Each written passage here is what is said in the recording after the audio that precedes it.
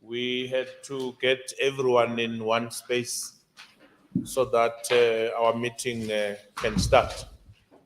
Maybe let me start by introducing myself. I am the Chief Whip of Council in the city of Johannesburg, Sthembiso Zungu. I am the one who initiated this meeting with the speaker so that we can come and listen to the residents because through the message that I've been getting from the residents and the ward councillors, there's been some crisis in terms of water and city power. So the mayor is supposed to be joining us, is running late, but nonetheless, we are going to proceed. If he comes, going to join us in this meeting. I have in this meeting the Speaker of Council, Colin Makubele, on my right here. She came to join us in this meeting. Also the MMC of Infrastructure, Jack Sekwaila, is here. He's the one who deals with the water issue and city power issue. Then I've got Councillor Mnyameni, who's the ward councillor of Ward 124. Then we've got Councillor Faiza Chame, Ward 57. And then Councillor Crichton, Ward 58. 56. And then I've got Rashida 55. And then I've got Councillor Mare 54. Then Councillor Dwayne, who was also a peer councillor. And also in our midst, we've got the MD of Joburg Water. The Managing Director of Joburg Water is here. And we also got City Power Management, they are also here. What we are going to do is that we are going to open up this meeting and hand over to Joburg Water first, so that they can present, because they know and understand the frustration of these residents of these areas. And we also then hand over to City Power. Then you get a chance to ask questions where you would want to be clarified on. But maybe before we move over, I would want maybe just the ward councillor of this area just to welcome the residents quickly, and we can then move with the meeting. Then the speaker can come in. Thank you. Thank you very much. Greeting to all the residents of Ward 124 and the residents of the neighboring wards that are present today.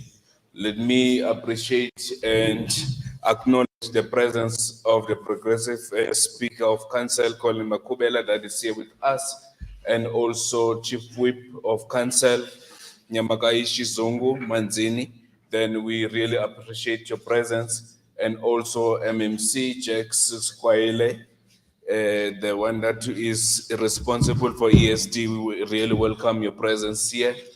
And also the MD of Joburg Water, and also City Power that is here also. We acknowledge you are being accepted in Ward 124, and MRD of Region F, we are also acknowledged, and the stakeholder manager of Johannesburg Water, I've seen Molly, she's here also, you're welcome. And mostly let me welcome all the residents that are here today. And it's very important that you can come and engage and listen attentively to the presentation that will be given to you about the crisis that we're having of water. Then rest assured that when you go out here, you won't be misinformed, you won't be misled, you will be knowing what is happening. We understand that the crisis that we are having. But thank very much to the government of the DLU that is always listening to the residents at all times. That is why they are here today, to listen to you, also to come and address to you. We understand that the water is very important. Then is a basic need that you must have it at always time. But the MD of Joburg Water is here, they will address to you so that when you go here, you will be understanding, you will be fine. Thank you very much. Thank you, Councillor Mnyameni. I want to hand over to the speaker to speak to us quickly, then we can move over to MMC Sekwaila. Thank you. Thank you. Assalamu alaikum. Peace be unto you. Can I ask that we just take a moment of silence just for meditation? I know we came here for a very serious matter, a matter that affects our very lives, our very gathering. It's important that we invite the presence of the Almighty to help us with wisdom on how we communicate, understanding of each other's frustration, and even solutions that we may not even be thinking about. But just to be here, let us just ask the presence of the Almighty to enable us to proceed with this service.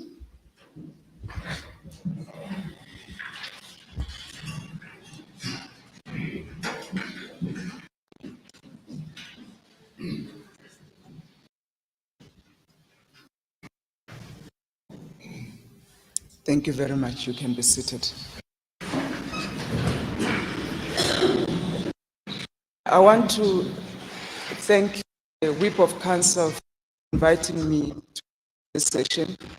We had known that there is a crisis, but I think we did not understand to the depth of it what this crisis has really done to the community until he briefed me yesterday during council. And immediately I said, we are going to be here this morning, and we're not only going to be here alone, but we have to bring those that can bring solutions. We don't want to come here as the city of Johannesburg and as the leadership of the city to bring eloquent speeches, to come with empty promises. We understand the value of what you are looking for. You are ratepayers. You are one of those citizens that we should be looking after. Because if we cannot service a community like this that pays, that ensures that the city works, how are we going to service our informal settlements? How are we going to look after the poor of the city? So it's very important that we look after yourselves, who help us as the city and as political leaders to look after those that are vulnerable. I think we have understood from the briefing that we got from the councillors the grave situation that you are facing, and we understand that some of the complexity of the problem that you are facing may not lie within the Joburg water, within the ambit of what we can do. But I'm very confident that the MD of Joburg Water, his presence here and what he's going to present today will go a long way in the first step of trying to resolve, or even not the first step, but in really trying to ensure that the services that are required for this community are there. We should not even be talking water and electricity as a crisis or as a service that is in need of, unless of course we're talking load shedding. But if it's within our power as a city, we should be able to provide the basic services that we ourselves as political leaders are elected and appointed to come and ensure that we provide. So we are not here for many speeches. I think we are here to listen and also then to respond with concrete solutions and feedback. I also want to thank the councillors that are here who came in their numbers. It surely tells me that the community in their crisis are not alone. Even the councillors that you see here are facing the same thing. Their frustration that they're raising with us back in council and what they have told us, even in it tells me that they feel the pain with the community. They are not distant, they are not removed from what is going on here, and they are at the forefront of ensuring that we sit here today and we are able to give commitments. From the legislature, I'm not responsible, of course, to give services. The mayor arrives, he will be able to give further commitments, but he has duly mandated our MMC of infrastructure here to come and give commitments with timelines on what are we going to do to resolve this issue. My role with the councillors will be to come back again very soon. See to it that whatever it is that you would have given to the residents today, is implemented. And if it is not implemented, indeed, we must take further steps within council. And when I am here, it means that somewhere along the line, the value chain of delivery has been broken. My role should not be to come and address service delivery. It should be to come and address social cohesion, participating in the happenings of council, getting inputs from the residents on how do we improve, how do we close the gap here and there. But this to me, it tells me that, and that's why my presence is here. And we will be back. I'm going to listen. We'll hold them accountable. And if indeed, Councillor Mnyameni, what we're going to tell the residents here through yourself, MMC, and through the MD of Joburg Water is not going to be fulfilled, we're going to have a problem in the city of Johannesburg and in council. And that's all that I can say. And I'm here to hear from them. I'm here to hear from you. And then we'll agree collectively. When do we come back to take stock of what we have discussed here? I thank you very much. I thank you, Whip of Council. Thank you, Speaker. I'm not going to waste any time. I would want to give the MMC Sekwaila a platform so that he speaks to the residents, and then he can then introduce his team of Joburg Water and City Power. Thank you. Over to you, sir. Thanks very much, Councillor Zulu, Chief Whip of Council, Speaker of Council, Councillor Colin Makubela, councillors present here, all of you, hosting Councillor Mnyameni, officials of Johannesburg's Water, led by Nchabeni Mugwebo, here on my left. And obviously, in City Power, I've seen Charles and Obaba Urakef is here to take us through all the electrical challenges that we might be having around this area. We felt that we must come, like the Chief Whip said, that we've been receiving quite a number of calls from this area. And the pressure we did put to Rand Water about a week or so ago might appear that they didn't assist, because they pumped water and it only became available for 1 day, and the following day was no water. Again, now we are running for another days without water. So we felt that we must then design a program. They started to talk to this area of the South, which is in many cases most largely affected area, affected by water negatively. But we must indicate that in as much as we are frustrated, we are also equally frustrated with what Rand Water does. In fact, last time when it happened, Speaker, I think the mayor was Tapelo Ahmad. I asked us, we must look at the contract that we have with Rand Water.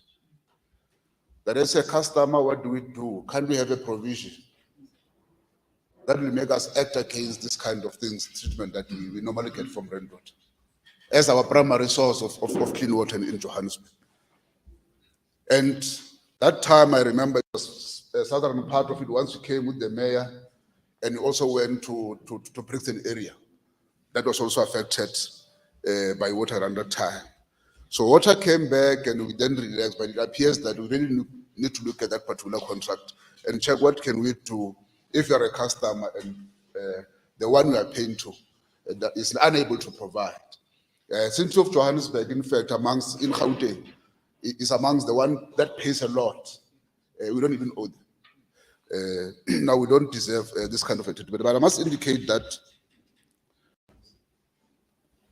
electricity and water, these are two interrelated.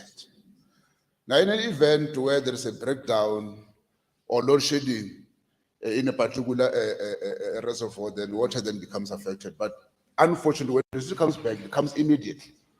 But water then takes time, because dams would have been empty, towers would be empty, and takes time to pump. At some stage, you do over pumping overnight, or will close outlet overnight. and pump, then we release water in the early hours of the morning. So that is a challenge that we're having with regard to water. But again, Speaker, what we are doing currently is that there is an application of exemption of load shedding by Joburg Water to City Power. Now, City Power is looking at it. How do you exempt the reservoirs from load shedding? Challenge that we are having is a good proposal which we should do. Challenge that we are having now is that need to reconfigure the network of power, because certain reservoirs are linked to a particular society. That when ESCOM will say to you, we need you to cut 100 megawatt of electricity in Johannesburg, then City Power then identify those areas. You might find that such areas are then sharing the very same electric network with these reservoirs and pumping. Then that's when the challenge lies. Then it needs a reconfiguration of those of that system. But I think, residents, let us then give Joburg Water an opportunity to present what are the challenges, what are the causes, perhaps what we do currently in short and long term to mitigate this problem, so that we can have maybe follow-up questions thereafter. Thanks very much. Okay. Mr. Bond, I'm not sure if you will be presenting from the front. Yeah. Yeah. Okay. Sorry. Thank you very much, MNC, Speaker, and good morning, residents of this area. And I think this opportunity to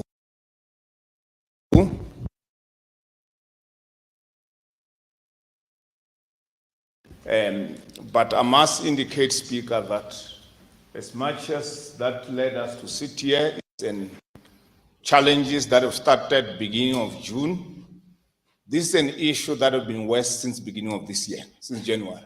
Some of you will recall that we had a media briefing, I think it was about March or so, relating to the same issues. And some of the councillors, they know we met at Crown Gardens and so on, South Hills, earlier in the year. So I thought it's important to give that background that we are aware. It's not an issue that started now in June. Let me start, before I start giving the background, to say what has happened when, so that we all understand the challenges that we are faced with as Johannesburg Water. Let me just give a background as to the water supply for the city of Johannesburg. The city of Johannesburg, Speaker, gets about 1,600 megaliters a day. That's about 1.6 billion liters a day for the entire city of Johannesburg. All this volume that we're talking about, the 100% of 1,600 comes from rainwater. So we don't have got any source of water that we have within the city. And then some of you may be aware that the water that rainwater supplies in the entire province, plus neighboring province, that where they supply, it in the main comes from Val. They have two plants in the Val, about 60 kilometers from here, Sekwaila as well as Vereeniging purification plant. That's where they treat their water. And of course, that water gets pumped coming up here via various pump stations that they have and booster pump station for us to get this water. So if you look at the city of Johannesburg, we've got sort of three systems that comes in from rainwater in the city. And I'm giving this background because it will be important when I start to indicate what has happened when, so that you'll be able to understand the magnitude of the issues that we deal with. The first one, I'll start with Ekenhof. I mean, Ekenhof is a system that mostly you've heard about it. Whenever we say there's an issue at Ekenhof affecting the power and, affecting the pumping and so on. So Ekenhof is part of their system which supplies us as City of Johannesburg. And Ekenhof, I must indicate, it's a system which supplies about 50% of the city of Johannesburg. So it supplies the whole of Soweto, supplies the entire greater Roodepoort up to Randburg, coming all the way to almost greater inner city, basically the boundaries around Brixton. So that's the entire West, basically, including Soweto, it supplies from that system. We also get the water also from their central system, which supplies really, areas around Forest Hill coming in to the CBD itself, going towards Park Town. And of course, the last one is the one who supplies the eastern part. So I'm mentioning this because whenever there's a challenge in one of these, it will affect whatever is happening downstream. So the issue, as much as I've indicated that the challenges have been worse since the beginning of the year, and in the main, I'll summarize the challenges in the main before I start going through exactly what we're dealing with. The challenges in the main that affects Crown Gardens, that affects South Hills Tower, because these are the two major supplies area for the communities that we are sitting with here. In the main, if you trace them when you go back, you can go back to since the beginning of the year, you'll find that one, most of them is the power failure that has happened. And these power failures, Speaker, they happen either at a pump station level or happen at a plant level where, the substation that supply the plant in fact. You can check all the media statements that have either been issued by us as Johannesburg Water or issued by Rainwater themselves, even the letters that when they notify us of this major incident that are happening. So in the main, yes, in between the left there will be other failure. There could be failure even on our side, but there will be other failure within their own system. But in the main, it's power failure that causes this disruption. And power is very important for the water supply system for Gauteng, because there's a lot of pumping. Where we are is much higher than where the water is getting purified. So it relies all in power, it relies on electricity to get where we are. So on the 2nd of June, if we look at the month of June, because it's been very bad for this community, there was a power failure that has happened. Two of them, one happened in Sekwaila, purification works of rainwater. Another one happened in Palmit Booster Station. Palmit is here in Alberton. So Palmit is the one which supplies the eastern part of the city. South Hills is part of it. So basically from Palmit, they supply to their big reservoir, and then South Hills gets supplied from that. So when that power failure happened, two of them, one happened in Val, one happened here in Alberton, Rainwater ended up losing the capacity of their reservoirs. The biggest one, Klipprevsberg, which in order for us to be able to get water right now in South Hills Tower, I was having conversation with Council, I think it was Friday, when we were about to bring the reservoir back, pumping back. We must have that reservoir, rainwater must have that reservoir at 30%. Immediately it's lower than 30%. I can try as much as I want to run the pumps. They'll trip. And if I afford the pump, I'll end up bailing the motors. Then we'll sit with a bigger problem. So in this period, since the 2nd of June, it took a couple of days once they've lost that reservoir for them to be able to get the reservoir back to 30% plus.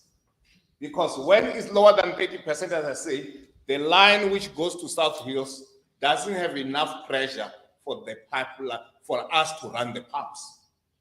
Otherwise, it keep on tripping.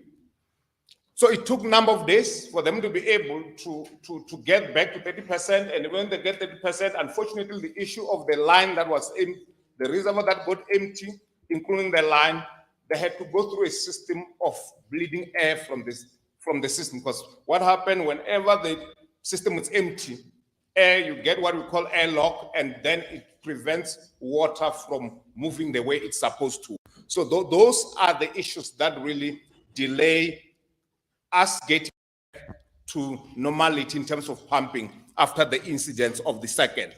And I'll summarize in terms of the number of days later in my presentation. So as we think we were about to get to a point where we start stabilizing the issue of South Hills, which happened on the 2nd, and then took a number of days for us to be able to start getting the volume that we require from our supplier. The incident of the 8th happened now. Incident of the 8th, I'm sure my colleagues, they can give you specifics, but if I remember correctly, I think the Orlando substation incident happened at 2 a.m., somewhere early hours of the morning. That's when there was an issue of vandalism that was happening at Orlando substation, which then Orlando, in terms of power, supplies Ekenhof, which then affected the power for Ekenhof. So Ekenhof then didn't have power from early hours. And if you remember, I said Ekenhof supplies, in my background, half of the city of Johannesburg. So the rainwater could not pump at all up until the power could be resolved, which was later in the afternoon, probably 1 or 2, but my colleagues can give more specifics around that. And the issue is that when you have 1,000, that Ekenhof pumps about 1,200 megaliters a day. But that 1,200 is not only for city of Johannesburg, I must indicate, part of it goes to West Rand, and part of it goes all the way to Rustenburg, that 1,200. But a good volume of it is for city of Johannesburg. So because they could not, and already the happening story also were not in that reserve. The first reservoir that they've lost, which is important for the community that we're engaging with, is Meadale Reserve. Because Meadale Reservoir supplies the part of the reservoir in the south of Johannesburg, Era 10 and so on, including boosting supply to Crown Gardens. So because of that loss of capacity from our bulk supply, of course, we are not going in fact, because we are just downstream. When there's no storage upstream, whatever we are consuming, because we are currently consuming and nothing is coming through, our reservoir. Sorry. Our reservoir will run dry. This is the incident that you'll recall, Speaker. It was not only affecting this community. This is when we had even all the towers around the Greater Rodiport, they were empty. All the tower, Greater Rodiport, going all the way to Linden, they were empty because of that. And the issue is that when this as big as this, when it's empty, to bring it back is a process. Because even when we say the power is back now, and they need to start pumping that 1,200, it will take good couple, possibly 2 hours or so for them to get back to full load, because you need to do it systematically. But to fill the entire system is then this issue where we end up with number of days, whereby in some other area, either we're closing reservoirs during the night, other reservoirs, even though we don't close them, they are taking days to get it back to full capacity. This is the situation where you may find that in a zone, those that are in the lying area, they are getting water, but in the higher area, they end up spending possibly 5 days without water. But we're trying to bring back the system that was empty. So this is the incident that has happened, and I'll give days later in my presentation to say how many days really affected that particular affected communities from the incident of the 8th of June. So after the 8th of June, another incident happened on the 13th of June at Randwater Palmy Booster Pump Station. Power failure. And I must indicate, these are not load shedding. It's not load shedding. It is power failure. And this incident of the 13th, remember the Klippersberg Reservoir, which was affected on the 2nd of June, which have indicated that it needs to have a minimum of 30% to supply South Hill area.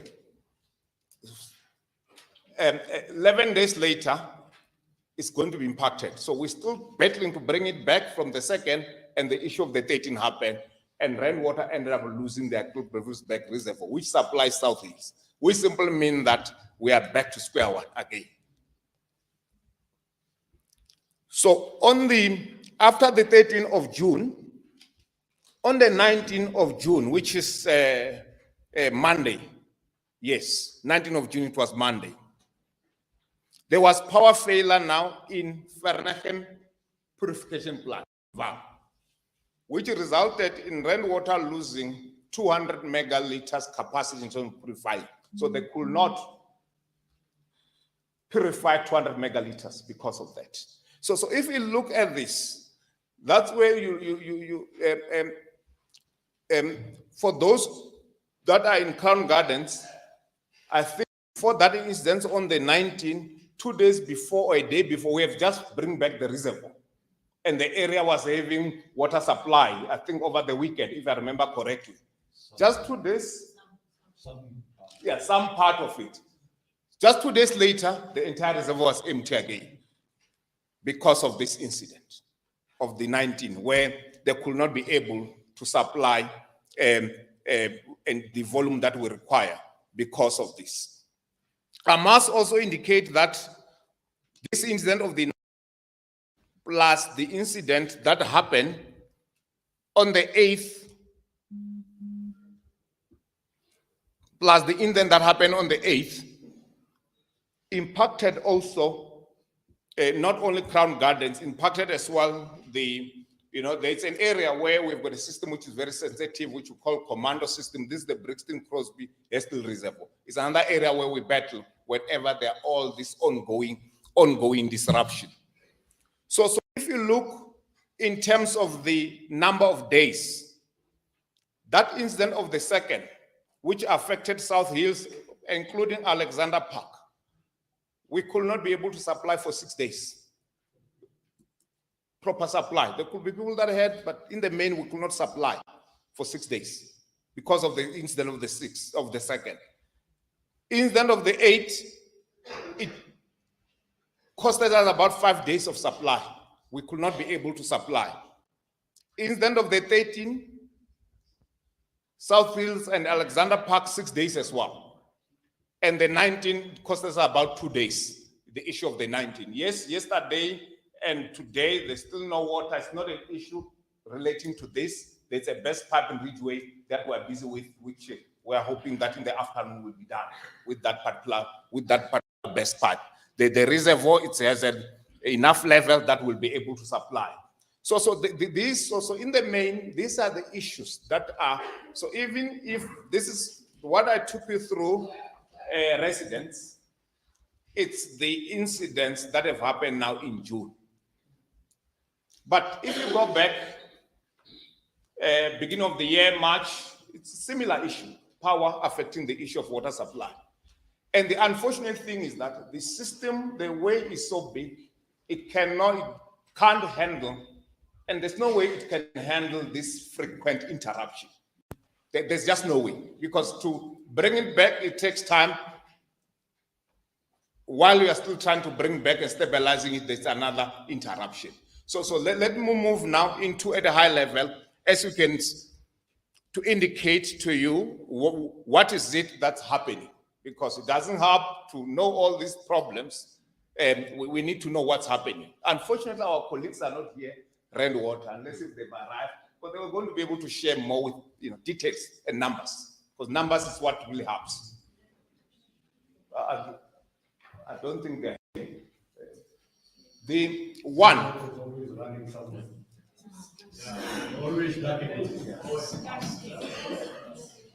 Yeah.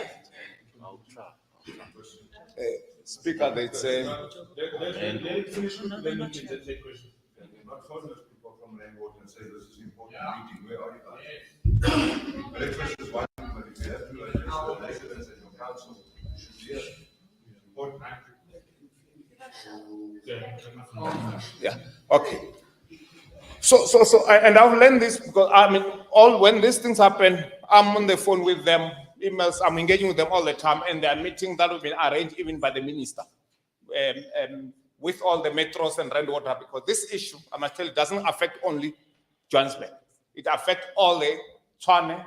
If you go, there are communities that are experiencing exactly that we're experiencing. If you go to Ekurhuleni, similar issues. So there are meetings that we've been having, even the minister. This year, I think we had 2 meetings already, where rainwater, MMC was there as well. They were presenting their plan. Part of their plan, they are working on the plan of increasing capacity on their side from the plant so that they can be able to produce more, and that will help in terms of any disruption that happen in the system. In other words, you are able to have your reservoir at top water level most of the time, because the system, like any other system, it should be able to accommodate the issue of shutdown and so on. But of course, when they are too frequent, it becomes a problem. So part of the solution that they are bringing is that they are upgrading their plants in Vereeniging to make sure that they are going to be treating more water. And if I remember correctly, part of the first unit from those reports which will be coming through towards the end of this year. But it's not necessarily the entire unit that they are working on or the entire project that they're working on is the first phase, and some of them come in the subsequent year. So those are the things that they are working on. The second issue that they're working on, in my presentation, you'll have picked up that there's issue of power failure in Vaal. And that power failure in Vaal, they are supplied power by Mfuleni at their plants. They're supplied water by Mfuleni. And in that engagement that we had, they've indicated that they are engaging with Mfuleni to find a way of dealing with these problems of power from Mfuleni's side. Part of it, of course, they were talking an issue of arrangements where rainwater can help them either with the issue of maintenance and so on. So we are just waiting for final feedback from their side to indicate what type of arrangement has been put in place to mitigate the issue of the frequent power interruption at their plants, which of course, as I say, the power supply is done by Mfuleni. I don't think it will be fair for me to talk about the power supply for Ekenhof since my colleagues are here. And I think they are more qualified to talk about it because I know they've got intervention that they're working on in terms of, mitigating the issue of the current power supply from Ekenhof. And I think, Speaker, probably they should be allowed to just come in immediately so that they fill that gap to say from the power supply for Ekenhof, as I indicated, Ekenhof supplies City of Johannesburg with water. 50% of City of Johannesburg with water is very strategic to City of Johannesburg. And there've been a lot of conversation between myself, City Power and rainwater to say the issue of power at Ekenhof also needs to be addressed. And I'm sure that they'll be able to indicate exactly what they're going to be doing. Thanks very much. Where is your team? City Power, City Power.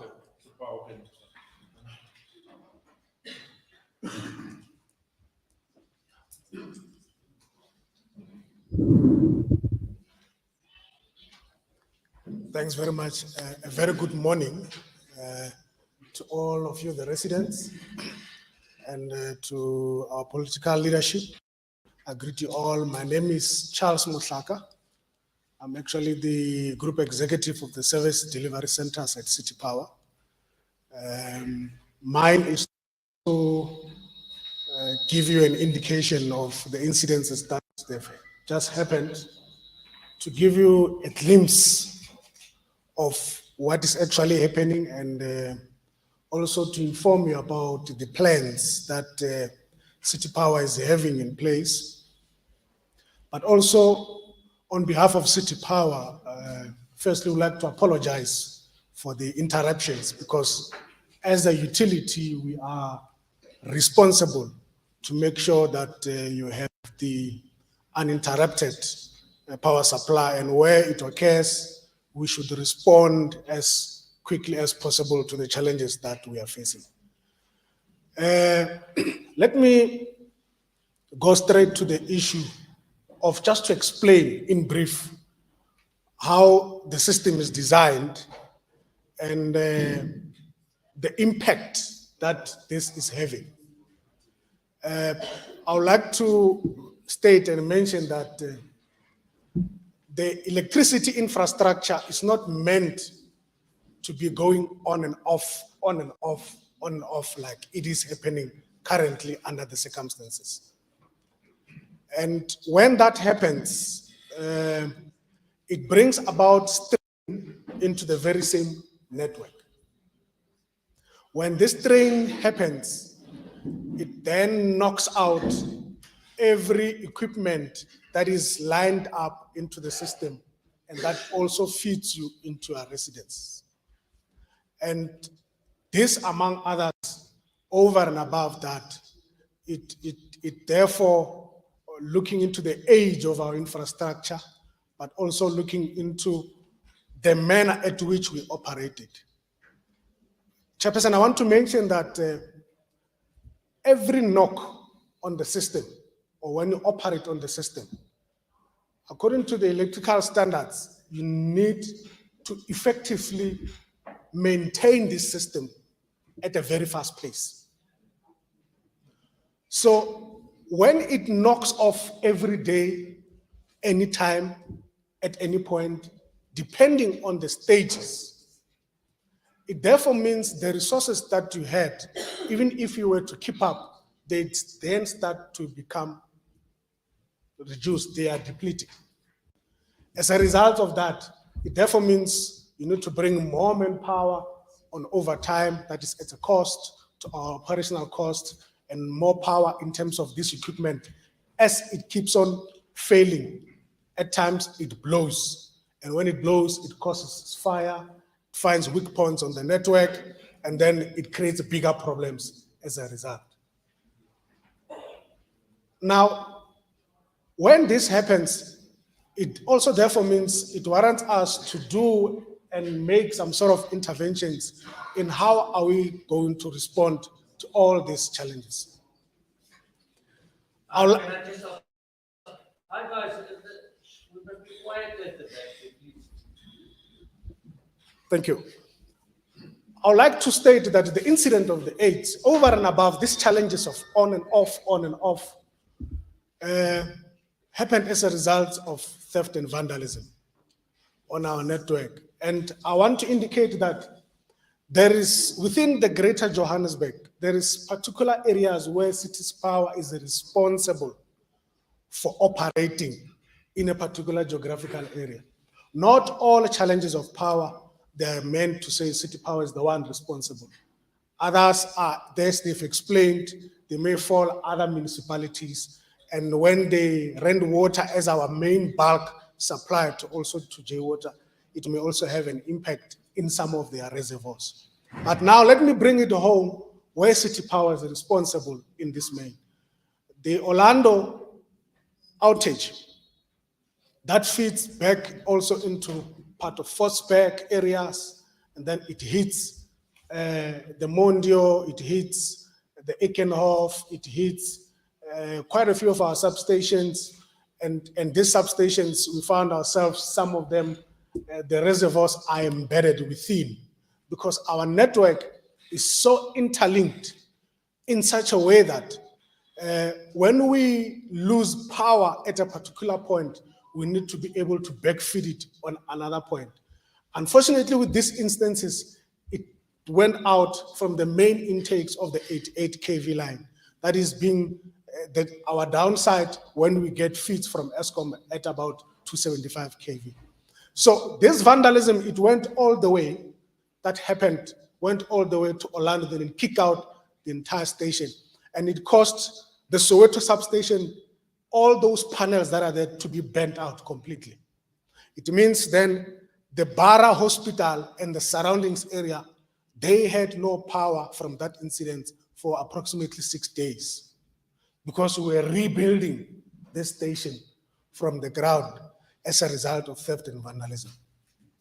So, but we managed to backfeed and restore and repair what we could do, so that we bring back some of these areas, such as this area, to load. Unfortunately, as I've mentioned, that when that disruption of power happens, it then warrants them to start pumping up as well, because it's a system that is interlinked. As power is there, then they have to restart from their side, and then it takes longer in that regard. But also, I want to also state that in all these instances, City Power has plans as to say, what is it that we can do to minimize the interruptions? The unfortunate part is that there are medium and short-term plans and the long-term plans, or should I say the fortunate part about it. One of the plans that we're having, we're engaging with Rainwater. As they have mentioned, they also want to bring their own capacity. But you can imagine that we supply base load. When I'm saying base load, I'm saying the power that is not from the battery storage, that is not from the solar panels. So this base load is more reliable as compared to maybe the ones that we want to do, because the one with solar, you can imagine, it will rely on the sun, and the one on the battery storage, when the battery is full, then it will store this power. And once the base load fails perhaps from our side, due to any other reason that could be, battery storage will be able to kick in so that there should not be any that type of interruption. It works as some sort of generator, because it is expected perhaps that when there is a load in those kind of places, when there's a shutdown of load, the generator should kick in. But also, generators are not meant to run 24/7 or for a very long time, because they're just meant for a temporary fix in that kind of a situation. And when there is a major outage like that, that lasted for others for 5 days, and for you from 2 o'clock in the morning, perhaps 2 o'clock in the afternoon, is the good 12 hours. So you can imagine the generator running that time, they also pack up and things like that, although they're expected to maintain, but it's equipment that you can't run it forever. So as City Power, there are those long-term plans where they've been mentioned, and to state that we are looking into making sure that those businesses, as we engage with them, we see what interventions can we do, so that we should also listen to their impact as they also lose revenue. It's not only about revenue, but the service they deliver to you and to us all as customers. But also, theft and vandalism is a very, very thorny issue. Over and above, that could be failing because it's taking the knock. Theft and vandalism becomes one of the biggest contributor in this thing, because we publish the schedule of load shedding to make the residents know so that they can plan their lives.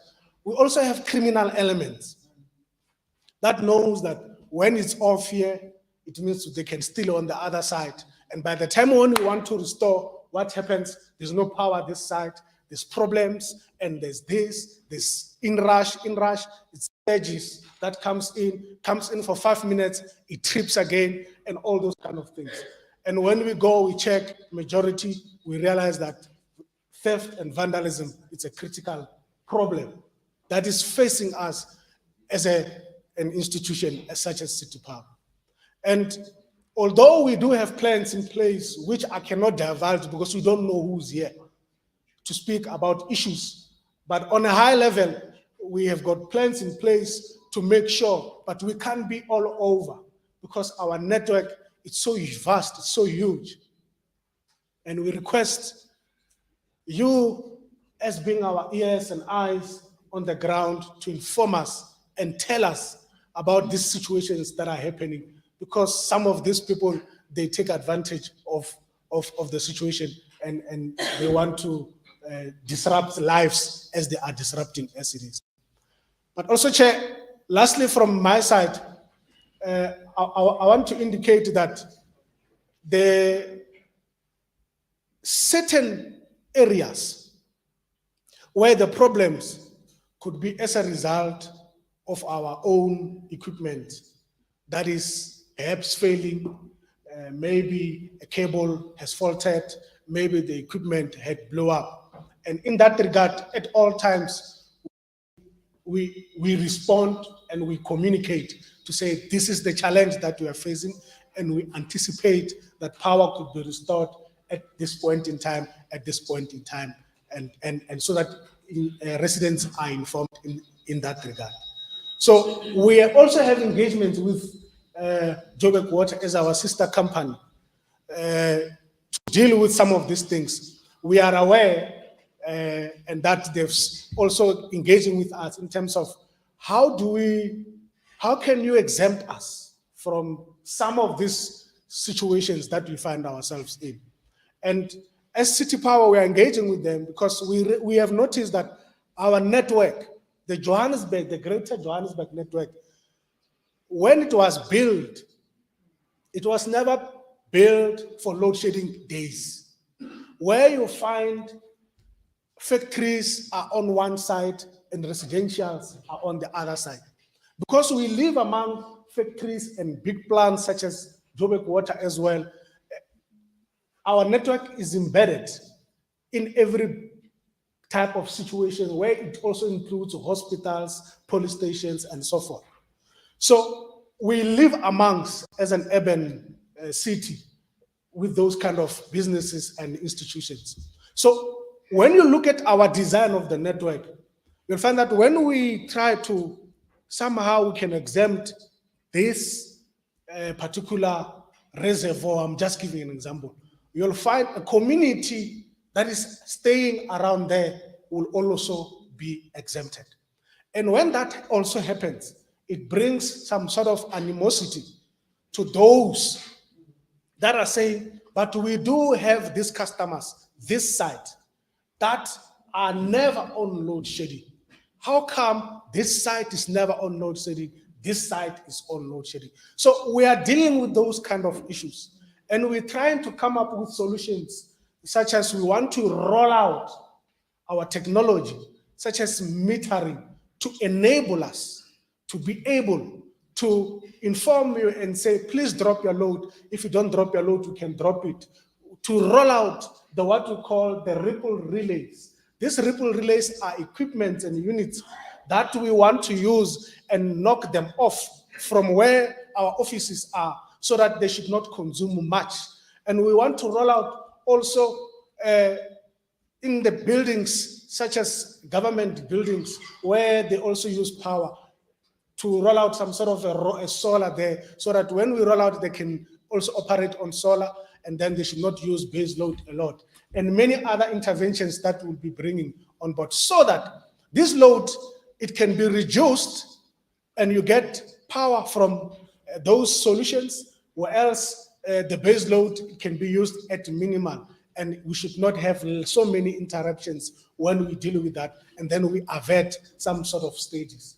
But also, we also currently in a process, as we speak, bringing back our generators that we have, the gas turbine generators that we have. I think they will give us around 70 megawatts. We'll see as to say, how do we channel these megawatts, and so that we should not disrupt lives in that regard. And it's a process that is happening behind closed doors. And once that is done, I'm sure the leadership will be able to explain when we go live on those kind of types of solutions.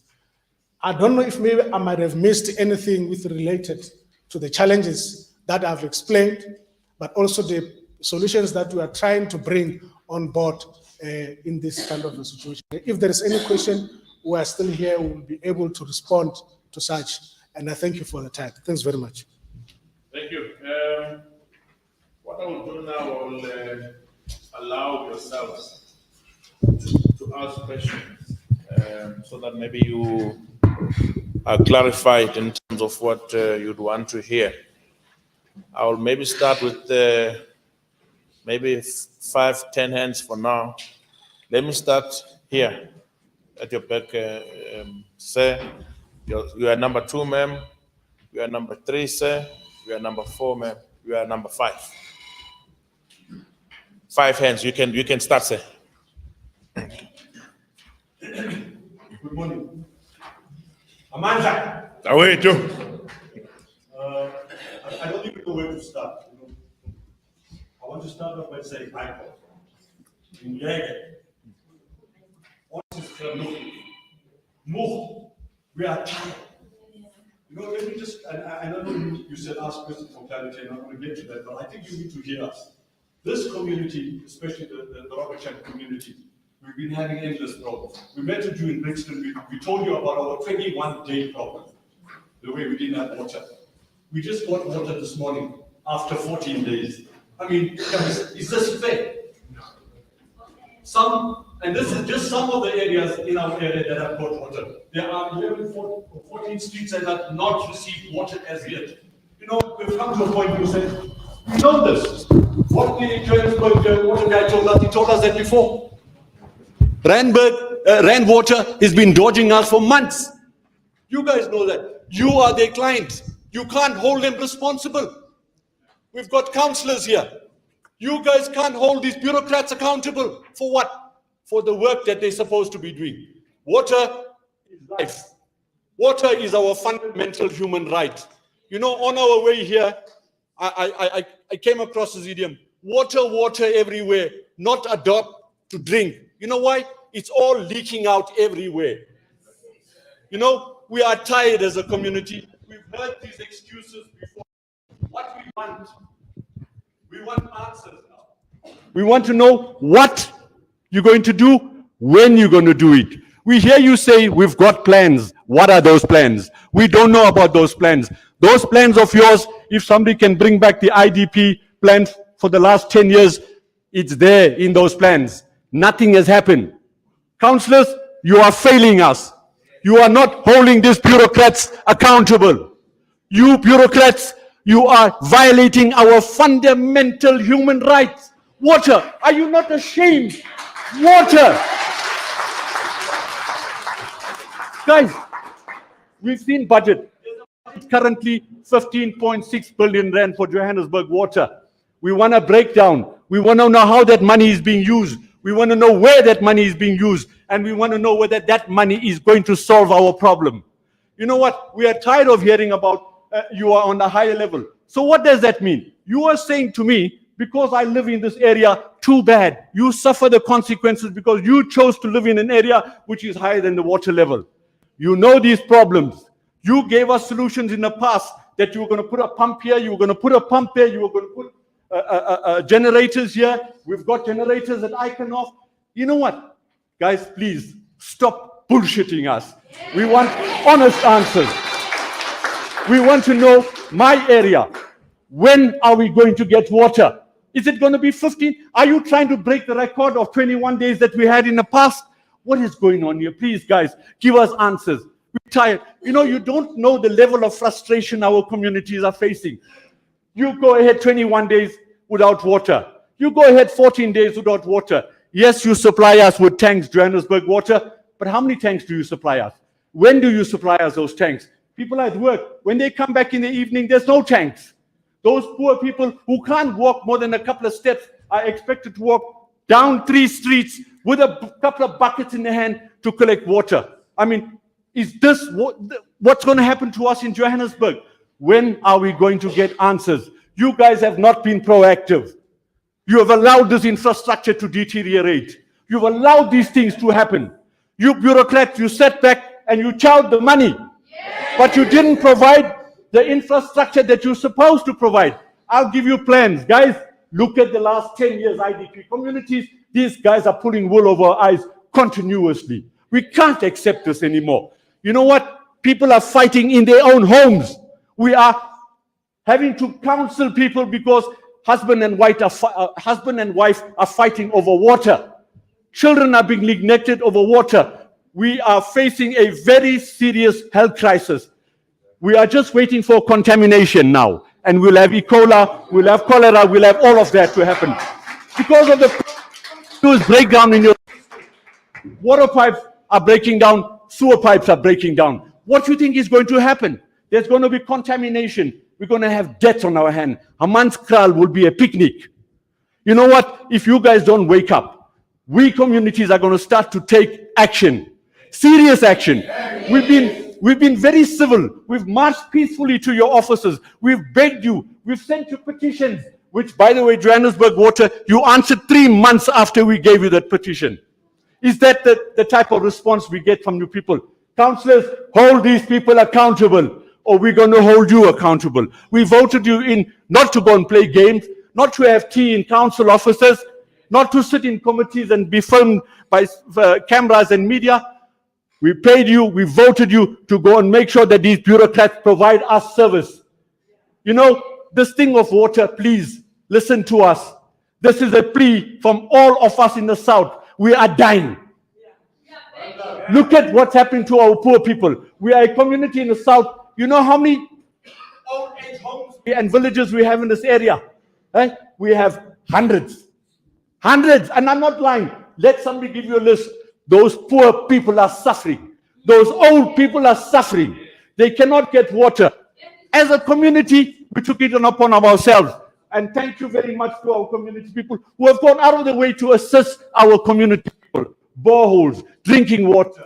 Young people are running around with buckets to assist our communities. Is this how we're going to continue to live our life? But let me tell you something. We pay our rates on time.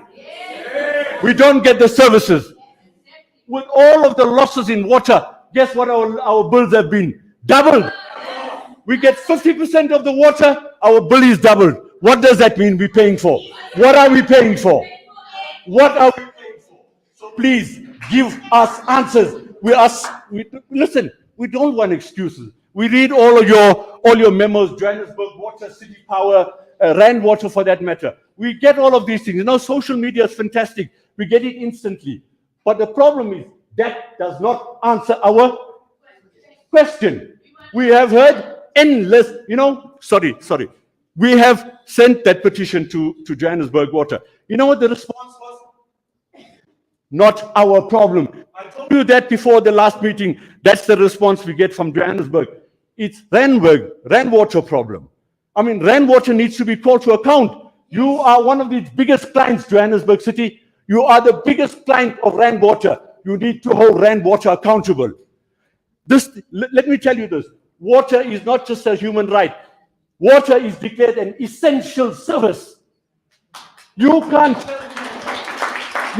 tell me that if something is declared an essential service, there is no emergency management. A simple power blowout takes out a whole system where 500,000 people don't get water. What kind of planning is this? Where is your emergency planning? Water is essential services. You need to provide the necessary infrastructure to back it up. Whether it be power, whether it be generator, whether it is Randburg Water's capacity to deliver to us. Your task. Councillors, stop fooling us now. Get to action. You, Johannesburg Water, come to the party. We are tired of this. We have spoken to you about our problem in Robertsham. You have done nothing. All you tell us, when the capacity is 1.6 or 2 meter, you'll get water. After how many days? You painted a timeline for us. And from the time you talk about the fort, when that first explosion or whatever took place, till last night, our people still do not have water. How do you explain that? How do I tell a little child, sorry, you can't have a bath now, my baby, because there's no water for you to bath? These kids have to go to school.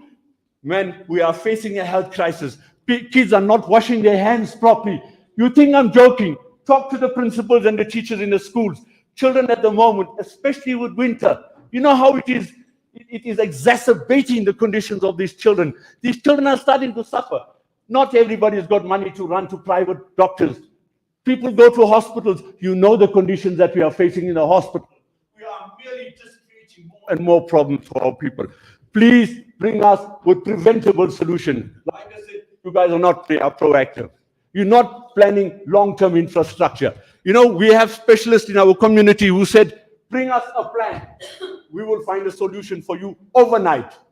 But anybody's prepared to work with us? Right? Work with us. We'll bring the specialists. We'll show you the problem. And in fact, we are prepared to put our money where our mouth is. We're prepared as communities to do that. We're not sitting back. We want to be proactive. But the last thing I want to say,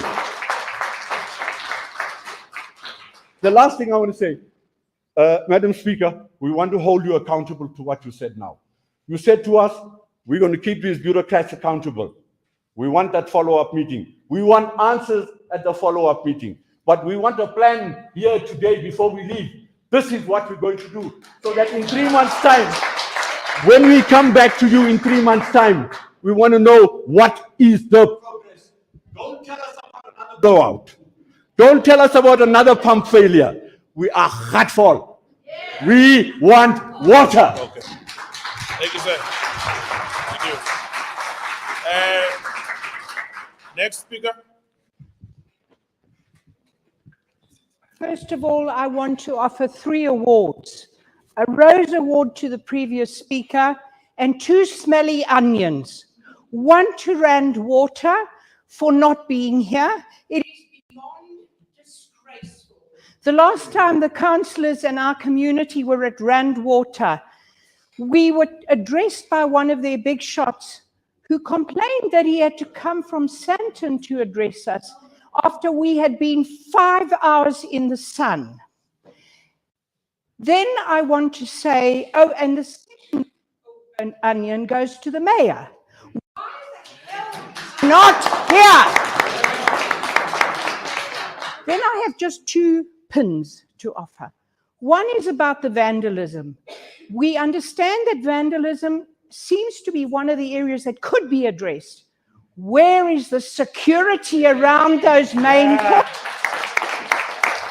Surely that could actually preempt some of the problems, if not all of them. Then I want to talk about the way we have burst pipes continuously. Clearly that is the result of, I don't know if it's 10 years, it could be over 20 years of neglect on the system.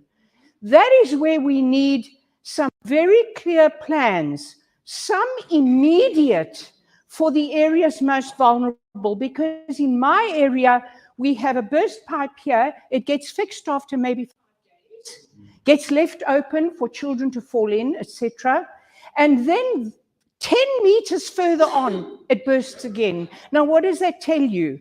We need some short-term plans, and then we will the long-term plans. Clearly, this is a very, very long problem. And I just want to end with a slogan. Take our water, take our blood. Yeah. Number 3. Number 3. Okay. All right.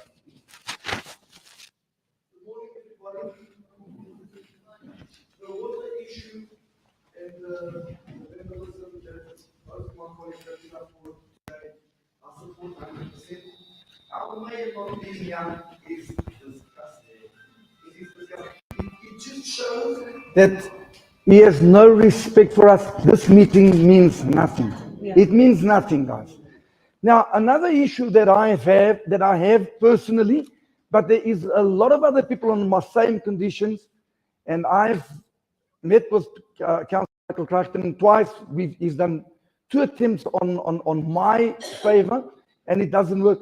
I've got a 1.2 million electricity bill in Linmeyer, 113 Gretel Street, Linmeyer. It's a property that I bought 6 years ago to actually accommodate some of my building materials because I started running out of work. Now, it's been 4 years. I've got more than 50 cut-off notes on that property. For 2 solid years, there was not even a cable from the pole to the house. I owned another property with my wife in Vincent Street where the first water pipe started bursting. And yesterday we had the same one, 128 Vincent Street. We were staying there. We sold that property last year. And it's been 4 years. My electricity bill is on 1.2 million rand. I've taken it, I've sent an essay to Wendy Nolan. I've given it to Ombudsman in September last year. Mr. Donald Neck is in charge of my investigation. 8 months they're investigating this case. It's the 3rd meter they've placed in my house, and it's still not solved. And I know about the agents that go there. They tell me that they've got tens of these cases. 1.2 million rand on a property that does not even have a connection.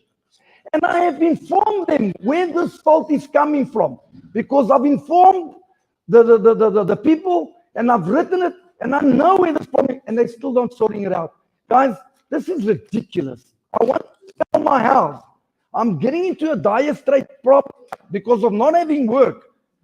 And I cannot get rid of this house. I'm going to lose my house and everything because city power cannot even solve a problem. And I've got the papers here. I can show it to you. I've got my accounts here.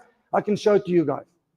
1.2 million in 4 years. It's from the 16th of June was 4 years that this issue started. There's bills of 27,000 rand a month. 13, 17. There's not electricity in the house. They've changed electricity 3 times, sir. And I'm sitting. He's been to my house. He sent letters to, I don't know who they can't solve this problem. Where are we, guys? What system do we have? Where are we? Martha knows, nobody knows what's going on in our council. Thank you very much. Sir, maybe you can, after this meeting, just wait for me outside. We can then engage a bit. Thank you. Next speaker. This is law. Next speaker. Morning. So for me, it clearly boils down to a lack of accountability. There's absolutely no clear KPIs. So I've got 3 things that I'd like to raise. So the gentleman and the ladies mentioned the leaking water. What is a fair ETA that we can expect if I log a call for a water leak to be fixed? Can someone give me that answer now? What is our agreement with our contractors? Is it 24 hours? Is it 72 hours? What is it? And then we pay these guys a premium for delivering 3 weeks late. So that's one question that I would like to know. What is our SLAs with these contractors that we have? And we need an answer of what is the turnaround time for the leak to be fixed from the time that it's being logged. We've got the decision makers here. They can't give me an ETA. But we've signed agreements with people that we pay premiums to. Then my second one is, I think Ms. Makubela mentioned that we will have follow-up meetings or feedbacks around. Who's taking minutes in this meeting?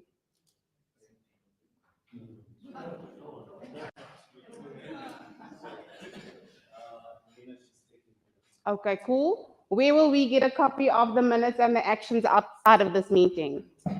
How will we get access to it? Who can tell me? Speaker? Somebody, ma'am. Sorry. Ma'am. No, don't. There's also a register. We'll get your details there, then we can communicate. But this is the stuff that I am saying. We have these meetings, decisions are meant to be taken, but we've got no follow-through documented anywhere. So that's my second point. My last point is we've been saying we're paying for services that we're not getting. I know on my statement, sometimes you have this network charge for electricity, right? Can't we do the same with the water? Where when we don't have services for a period of time, prorated 21 days, prorate them to pay for the 7 days that they've got access to water. We do want to pay, but we can't pay for services that we are not getting. And God forbid one of us decide not to pay, we will get the termination notices, which is not his fault, which cost you $300. Then you don't even get a credit for the termination notice, which was not your fault, and that just inflates your bill. So that is just what I'm asking the people in the room. Can you consider giving us prorated services for the periods that we don't have connectivity to water? And those fees that you have budgeted to receive, claim your service provider, claim that from Rand Water because they are out of SLA. Once again, comes back to where does the accountability sit? What does our SLA say with these people? And that is just my 3 comments that I want to raise on the floor this morning. Last speaker. Yeah, we are the last speaker. Greetings to everyone, all the councillors here. all the residents. My name is Mr. Ndlovu. I'm from Ward 55. I'm representing the community of Ward 55, that side. So my first question is, where is the mayor? That is the first question which I'm asking.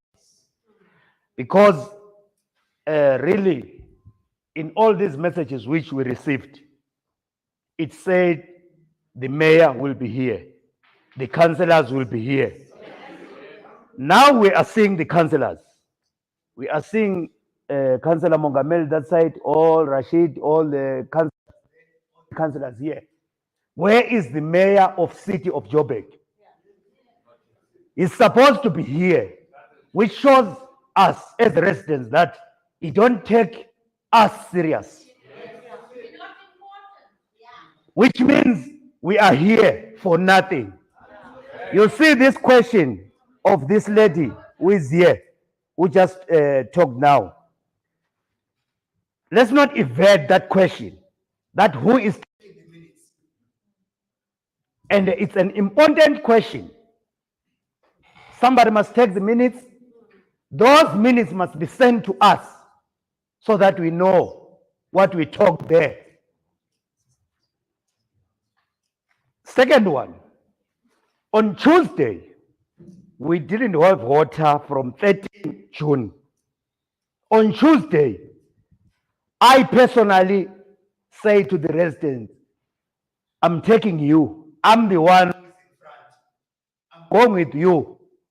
If you heard that at Joburg Water, there were people were closing the gate. We were the ones who were closing that gate because we didn't have water from 13 June. What are we using? And to my surprise, when we reached there by Joburg Water, we were with Councillor Rashid, is the one who came there. When we were inside, we were told that we are not aware that we are not having water. 13 June. I'm talking about Church Street, Stanton Street, Preston Street, Elof Street, Old Tibilia Street. How can we get that reply that we don't know that you don't have water?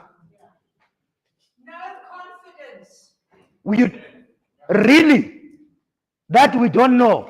After that, they changed. They said there is error in the pipes. Now they say they don't know that we don't have water. Thirdly, councillors, you are here. I'm speaking, you are here. All of you.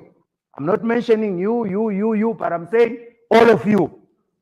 Us as residents, as there said, you are failing us. Why I'm saying you are failing us? It's not that there is no effort which you are putting. There is an effort which you are putting, but that effort is not enough. Because every time you come to us and tell us that they said. Now it will take us as residents. I'm not saying residents of South Hills, but I'm saying all of us. It will take us as residents to do something. And if they are going to arrest, they are going to arrest all of us. Because we are sick and tired of this thing. We are living without water. City Power, you log a call today. They phone you after 6 days. Allocated after 6 days. You are paying for electricity. You don't have electricity for 6 days. End of the month, your bill is coming. Same as water. You don't have water from 13 June. Up to now, we don't have. But they come to make reading there by my meter. What is that reading for? If I may ask. What is that reading for? what are you reading there in that meter? Because then you will see the bill at the end of the month. It's the same. Even if it can be more. So please, please, please, MMC, you are here. Please, please, councillors, push those people. Because we really need the services. Because we don't have water. That water which we don't have is our life. Our kids, they want to go to toilet.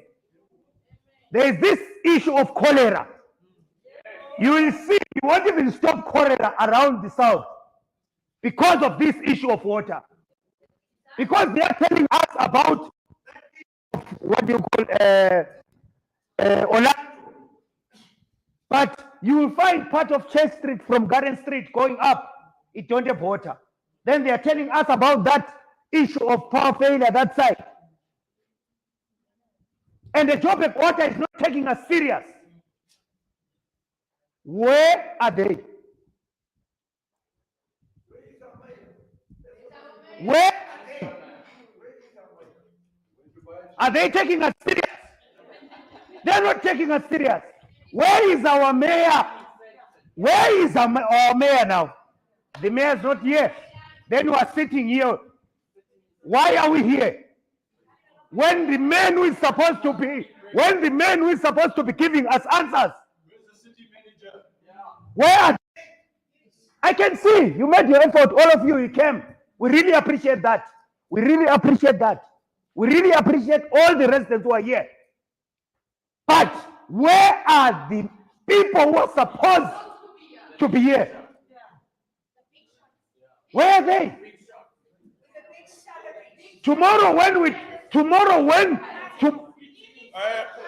Residents, tomorrow when we say it's time for action, it will be time for action. And we won't even bow our heads and say we won't do anything. We will do action in the south. You won't control because we are sick and tired of this thing. Thank you.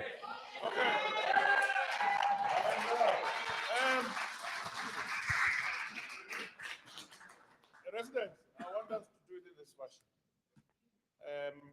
Like I said on our open, I initiated this meeting. Remember, this is the first time for everything. We are meeting you for the first time. And I would expect that you want us to give us a chance so that we come and address you again. Yes, indeed, the mayor had confirmed yesterday. I personally spoke to him, said, no, I'm Councillor Zungu. Chief Whip, I'll be here. And unfortunately, he's not here. And I think the residents are good to ask, where is the mayor? She's going to go from this meeting. I'm going back to him to say we went to a meeting. There was a promise from yourself that we are coming to this meeting because I think what we want to find is a solution to your problems. But we'll never find solutions if we do not listen to yourselves. The mayor does not mean the meeting can't proceed.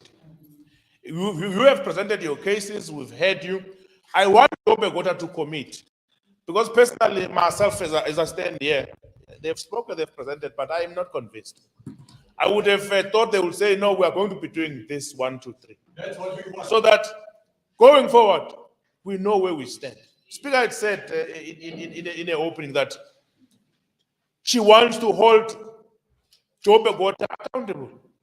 Mr. Mukweba, I want you to commit in this meeting so that when we leave here, I want us to say, Speaker, maybe the next 2, 3 weeks we are coming back here, but we must have something concrete from yourselves, and City Power, so that it does not become a futile exercise.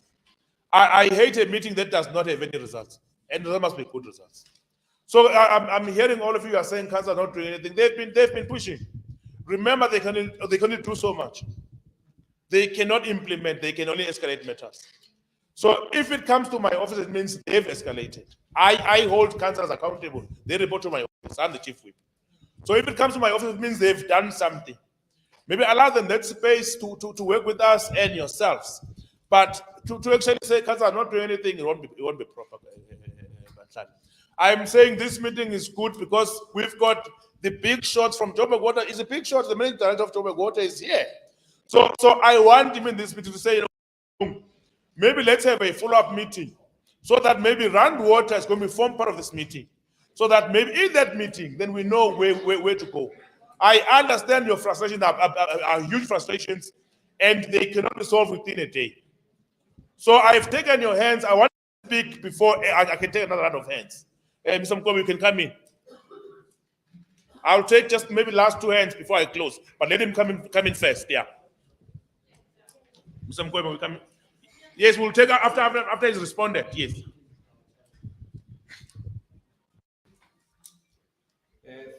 Thanks.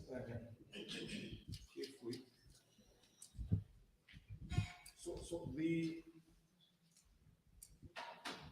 issue as to when you are going to get water right now in this current situation that we're in, you are going to have water later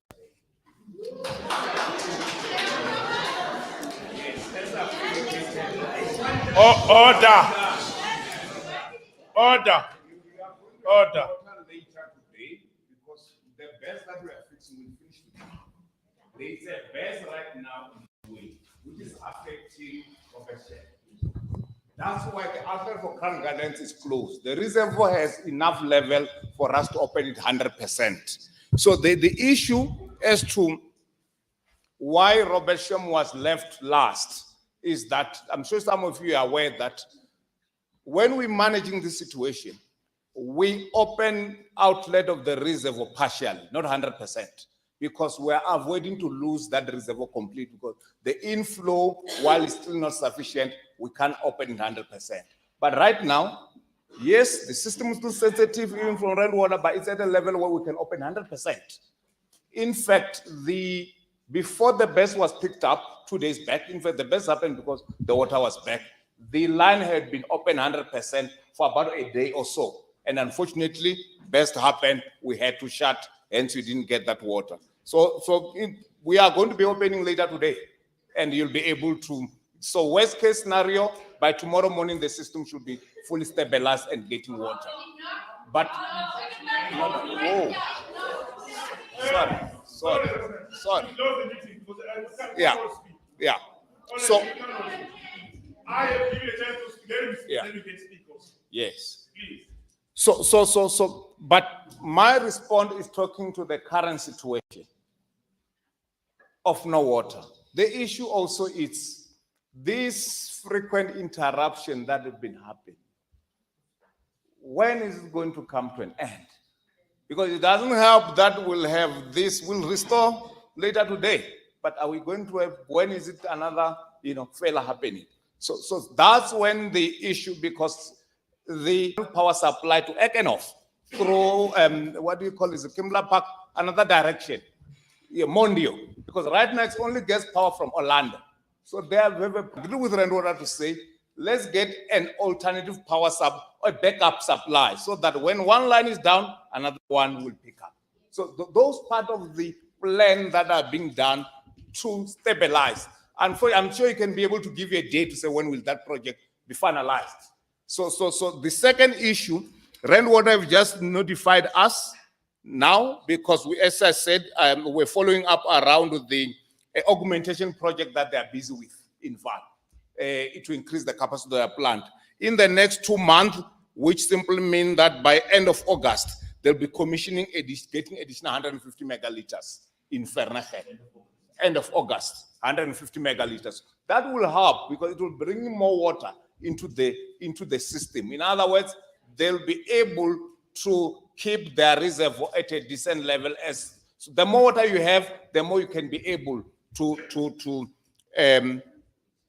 keep your reservoir at a decent level, so that even whenever you have this interruption, you are able still to survive. So the other questions, if I can go to the other question, there was a question around do we have plans to replace pipes? That was a question, Speaker. As currently, we don't do enough in terms of pipe replacement. and there are conversation happening. I'm sure you might have picked up also, I think, on the interviews that the MMC for Finance was doing. He really makes a lot of reference to water. Because there's that acknowledgement to say we're not replacing enough. If you look at the water infrastructure for the city of Johannesburg, you're talking about 12,400 kilometers. 12,400 kilometers.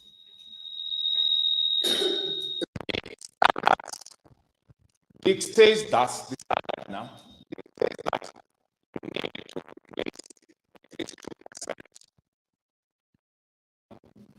So we on annual basis, at the end of the day, on annual basis, if you look, and this thing are informed by the type of pipe, the age, all those things. For city, we need to be replacing 85 kilometers of pipe. I'm sure councillors are aware because it's in our business plan speaker, what I'm talking about. 185 kilometers. Currently, we replace about 30 kilometers. And the reason being, of resource stretched. And I want to link to the question that our colleague say was 15.6 billion. Yeah. So that 15.6 billion is not a money that I can use to replace pipes. No. And I'll give you a breakdown now. And we can have a you can visit me, we'll have a conversation, I'll take you through. The 15.6 billion, 8 billion I must pay rent water for water. The water that I supply you, I pay them every month. We don't owe them. In fact, even the media briefing speaker, they've indicated that if there's one city that doesn't owe the city of Johannesburg, because they're battling other cities have got their own problems. 8 billion of the 15.4 goes to rent water. Out of that 15.4 billion, 3 billion, just over 3 billion, 3.5 billion, is back to residents because it's what residents don't pay us. We get in payment. We bill you, you don't pay us. It's part of that 15.4 because from you, I must build an account. I'll send this bill out, but this one I'm writing off because no one is paying me, Chief Whip. So on paper, it looks like it's money that's there for us to use. No. Residents are sitting with it. About 3.2, 3.5 billion of the. So where are we now? We are almost on 11.5 billion, 11.5 billion of the 15 now. 1.5 billion or so, give or take. So there was a question to say our contractor in Johannesburg, what at least we are fortunate. I'm calling it fortunate because that's the right way to do. We don't use contractors for day-to-day work. No. Johannesburg Water has employees, 2,800. Bulk of them are employees for operation. The men and women that you see in blue overall are your own employee for the city of Johannesburg. We run this system, we maintain it ourselves. We only use contractor in projects. Come, install a new line, from here to here you go. We'll run everything ourselves internally. So 1.5 billion or so, give or take, is to make sure that employees are paid because the entire system is managed by our own employees. So now we are almost going towards 12 billion or so. And of course, whatever's left, it's the stores, we have vehicles, all sorts of things, maintenance that we need to do. So let me go now to the side of the capital budget because your question, I thought it was more referring to say, what do we have for infrastructure and so on? Yes. Yes, 15.4 is not capex. For us to make sure that we are running this organization, you are getting water when you open the tap, when you flush the toilet, everything goes. And we treat it at the plant. That's what it does. And of course, 3 billion is what residents decide to keep it back. That's why we always encourage, so please residents, I know here we're talking about frustration, and which I fully understand. I fully understand. So CAPEX side, on average, the CAPEX budget for Johannesburg Water on average, it's 1 billion rand on average. It's public. You can go to the council book and it's R1 billion per annum on average. And that R1 billion, and I said to you, we need to replace about 105 kilometers of water network by standard and replace about 170 for sewer network. So we can't be able to do that because with R1 billion, we've got all other things that we need to do. An example that I can give you is that if you look at 185 kilometers for water network, if we have to replace it in 1 year, how much is going to cost us? If we're lucky, 700, but to cost about almost 800 million. So it means the entire budget. So what do you use to replace the sewer pipeline, which will cost almost the same? You need to do about 170. What will you use to build new reservoirs? I mean, we just built tower in Crown Gardens, Councillor for Crown Gardens. We were celebrating when we built that tower. That's our problem. So no, it's not a problem. And I've said that before. That tower is not the problem, I can guarantee you. Give us a solution to our problem, then, sir. Yeah, that tower. Give us a solution. Yes, yes. Show us the rainbows. Yes. You directly did us. Yeah. You directly did us so that we Yes. don't want to. So there is issues around capex of really resources, which we're not just sitting, we're looking at it. What are the issues that we're looking at it? One, we are engaging with various stakeholders, including the to say, how can they help us with more resources? With Department of Water and Sanitation, to say, how can they help us with more resources, especially to look at renewal of our assets. The third one that we are looking at, which is a new model that we have never done, we are looking at the issue of what we call performance-based contracts, where we can involve even private sector to say performance-based contracts. To say, in this area, we need issues of non-revenue water to be dealt with. We don't have the resources to do it. Can you bring your balance sheet to do it? And then we'll be able to pay you later once we see returns. So it's something that we're busy investigating, being helped by also DBSA, because it's a model that has been used in other parts of the world and so on, where resources are limited. So we as much as this issue of resources, we're not just sitting back. On the issue of the response time, do we have standards? Yes, we do have standards. We have service charter and service standards. The turnaround time for best pipe is 48 hours. It's 48 hours, the turnaround time for best pipes. And the turnaround time for sewer blockage is 24 hours. The turnaround time for leaking meter is 3 days. 3 days. So I'm just mentioning those that are key one. Yes, in the last speaker, last 2 months, yes, we've been having challenge as Johannesburg Water because our services are really the front line. Everybody can be able to see the service that, as you know, Speaker, we're on the changeover of the vehicles, and of course we've got about 800 vehicles, and they don't come all in one day. But we are almost towards the end, where I think right now we are sitting with about 70% vehicle availability. So I think in the next 2-3 weeks, all this operational thing day to day around capacity of our team should have been fully resolved, where we go back to the way that we've been responding. I know for a fact that the response time in the last 2 months has been bad because I get escalation from councillors all the time. And this escalation, I was not getting them. And I know the reason why. It's not like the depot, they don't just want to do. It's because when they change over in terms of new rollout of vehicles that are happening. And that has really taken our response time back.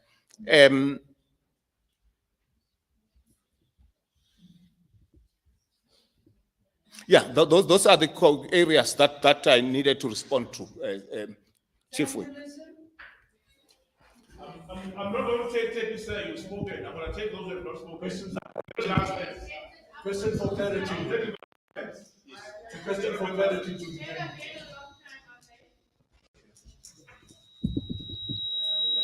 1, 2, 3 minutes. Number 1.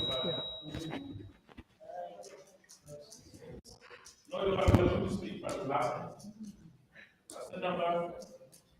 number 5, ma'am, 5, number 6, 7, 8, 9, number 10.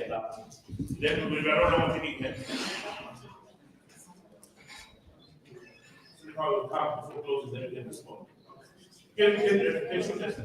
Okay, thank you so much, Chief Whip. Greetings to the residents, greetings to the councillors and the mayoral committee.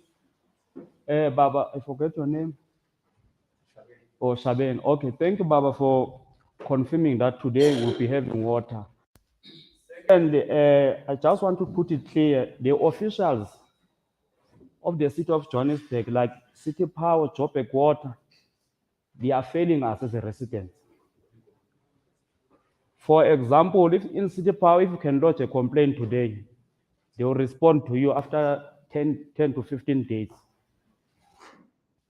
Same as Joburg Water. In our WhatsApp group, we also have officials of City Power and Joburg Water. They don't even update us. That's why you find out some of the residents, they ended up attacking the councillors.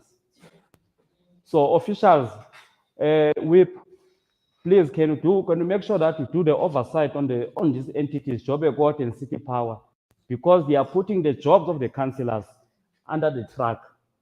Like if I can just make an example, last year, some of the residents, they even marched to councillors' houses because even the councillors themselves, they contact City Power, can you attend to this?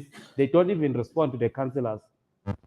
So some of the residents, they think that maybe if they lodge a complaint, they're gonna see maybe the councillor is gonna take the overall and the truth and go and fix, you understand? And yet they forget that also the councillors, they escalate the issue to the technician, you understand?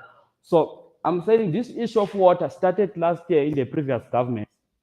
The previous government of the city of Johannesburg, who was there, when you lodge a complaint, they don't respond, but I'm here, the new government is active on the ground. Simple example, there's a pothole that was here. It was reported after the elections of 2021.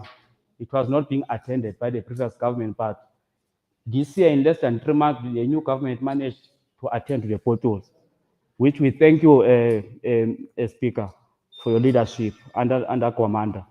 So secondly, we ask you, Whip, that as the man has confirmed that today we'll be having a water, but we want a permanent solution. We don't want to have water today, and then after 3 days, we don't have water. We want something that is permanent for us as residents. Remember, we are paying the services. As we are paying the services, we are expecting you to also deliver for us when we need you. Please, that's what we are asking to you. And I just want to thank you for your availability to be here.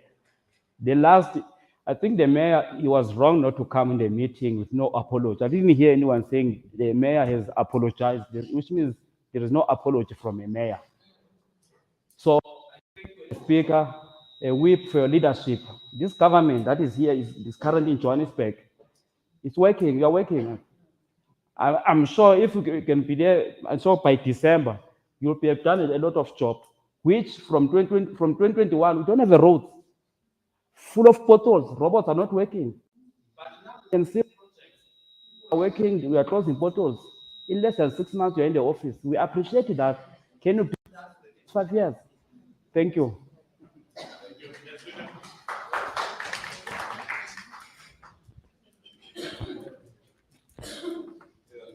I think as the chief worked out, we worked out for red water. But more on a serious note, Rob Chem has got a water crisis. But more importantly, is that as soon as the water is back to the 15 streets that do not get water sufficiently, we get a trickle of water and sometimes no water at all when all valves are open. And eventually something does happen.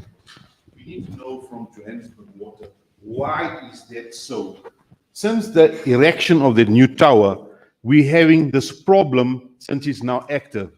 And I'm a resident for 29 years in Robert Chem. We've never had this problem before since the tower was erected. So please, I'd like a response now from him. Since he is here now, why are we having this problem with the 15th Street of Robert Chem? Thank you, sir.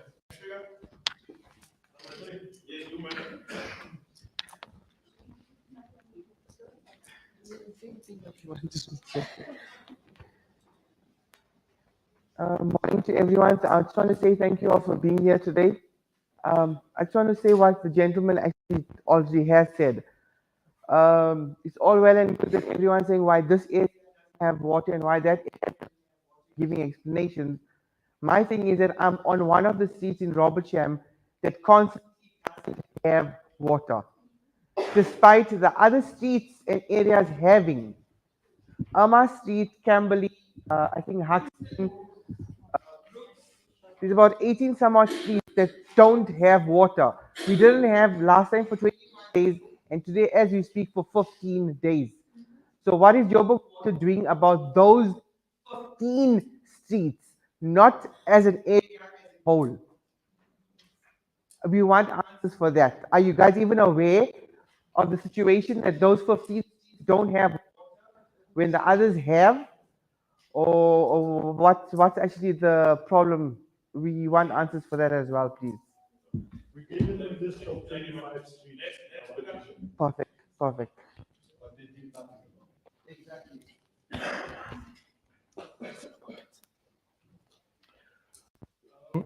And Speaker, thanks first of all for organizing this meeting. We're very grateful for the people that actually came and showed themselves here.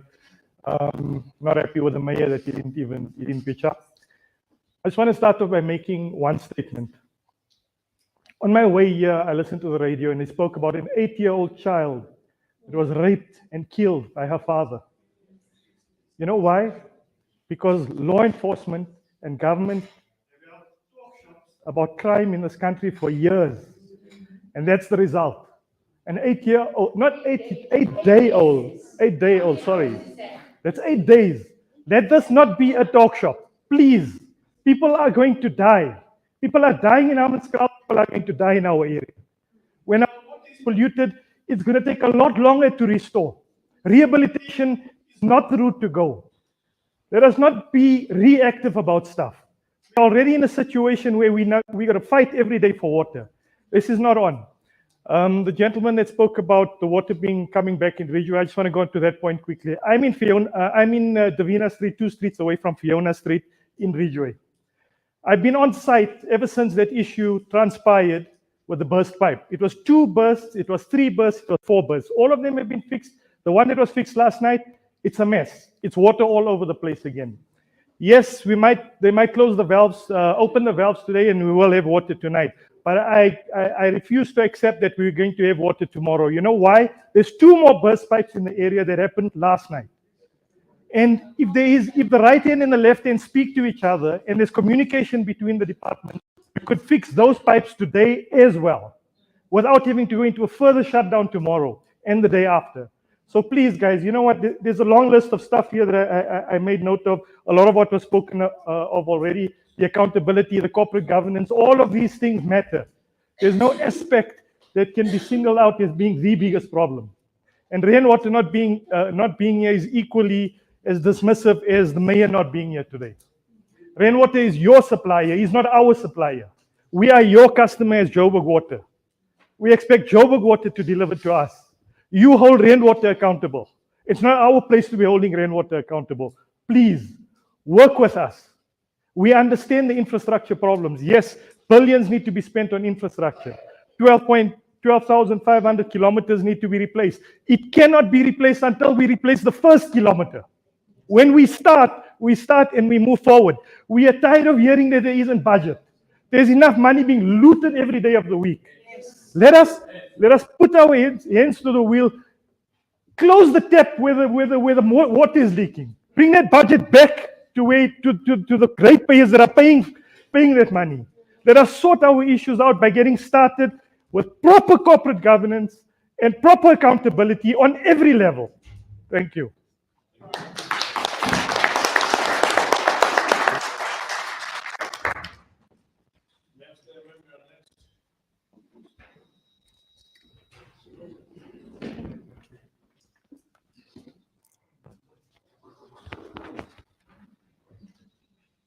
I would like to take the opportunity, my name is Christina, I'd like to take the opportunity to thank everybody that has arranged the meeting and is here present. For those who aren't, shame on you.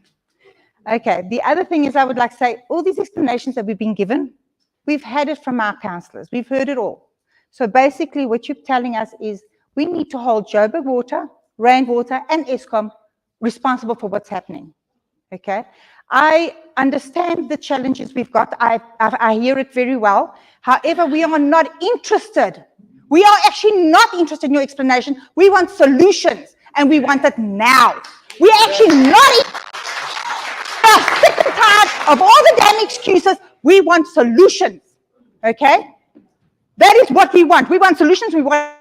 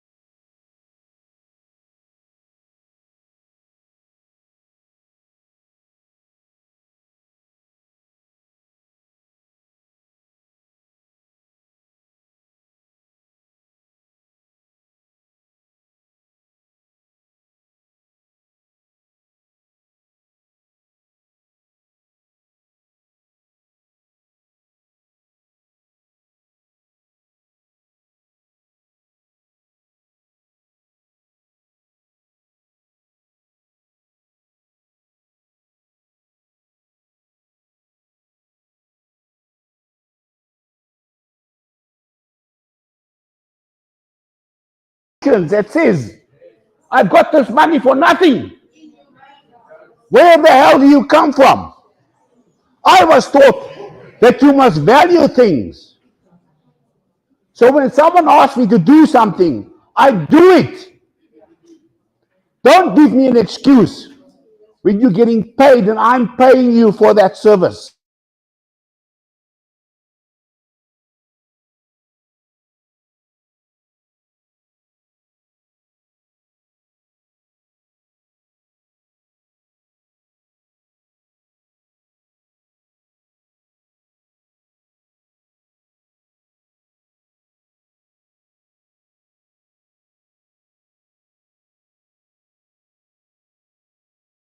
Think that we don't know what's going on. I'm hoping that the imam, that the church leader will start saying to the people, watch, and start preaching about how we looted.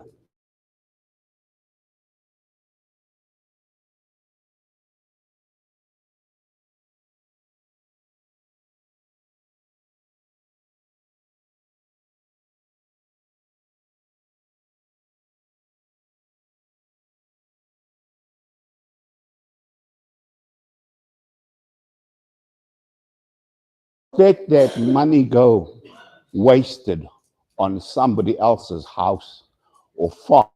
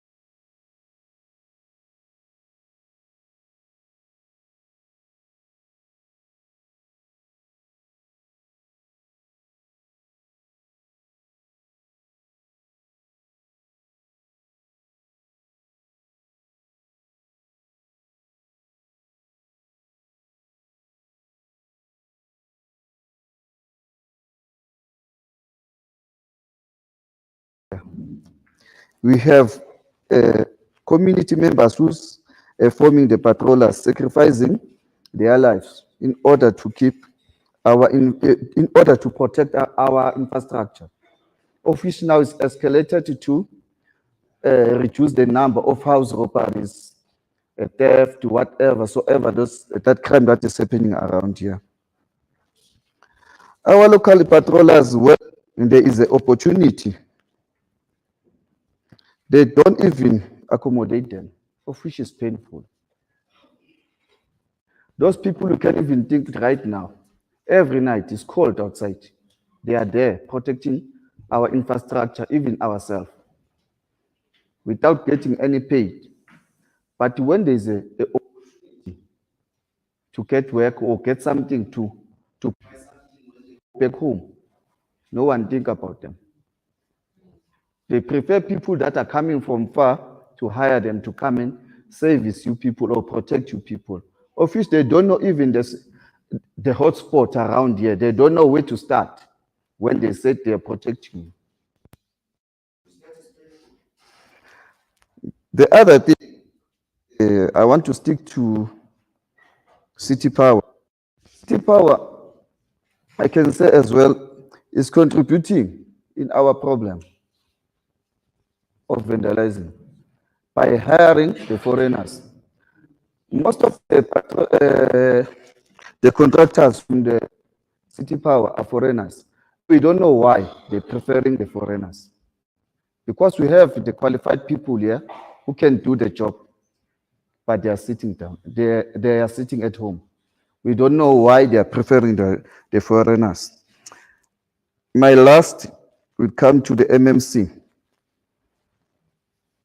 talking on behalf of the councillors, because I work with the councillors. Actually, I feel like the councillors, they can't do all the work alone. They have to use all the ward committee's members. Because if ever can count now, there is about more than 10 portfolios which are represented. But when you said the councillor have to attend all those matters, you think they can manage? No. Why they don't use the committees to work hand in hand with the MMCs? When the MMC is sitting down, they have to invite the committees to work with them. Like now, MMC is not even inviting us as ward committees of public safety to engage with us when it's forming the committees. We don't know why. We just heard that MMC is forming the committee of the safety without inviting us. Has we been voted by the community to go and as the ward councillors? We don't know why. So we are appealing to you, Speaker, to take that matter further and look at it well, so that we can work together here. There is so many loopholes around because of these issues. They don't use us to work. They want councillors to be overloaded. Councillors are one work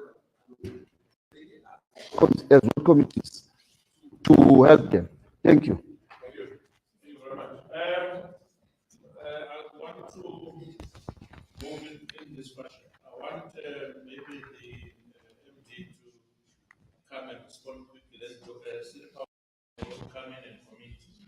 Then the MMC can bring it up. Then we can have a way forward.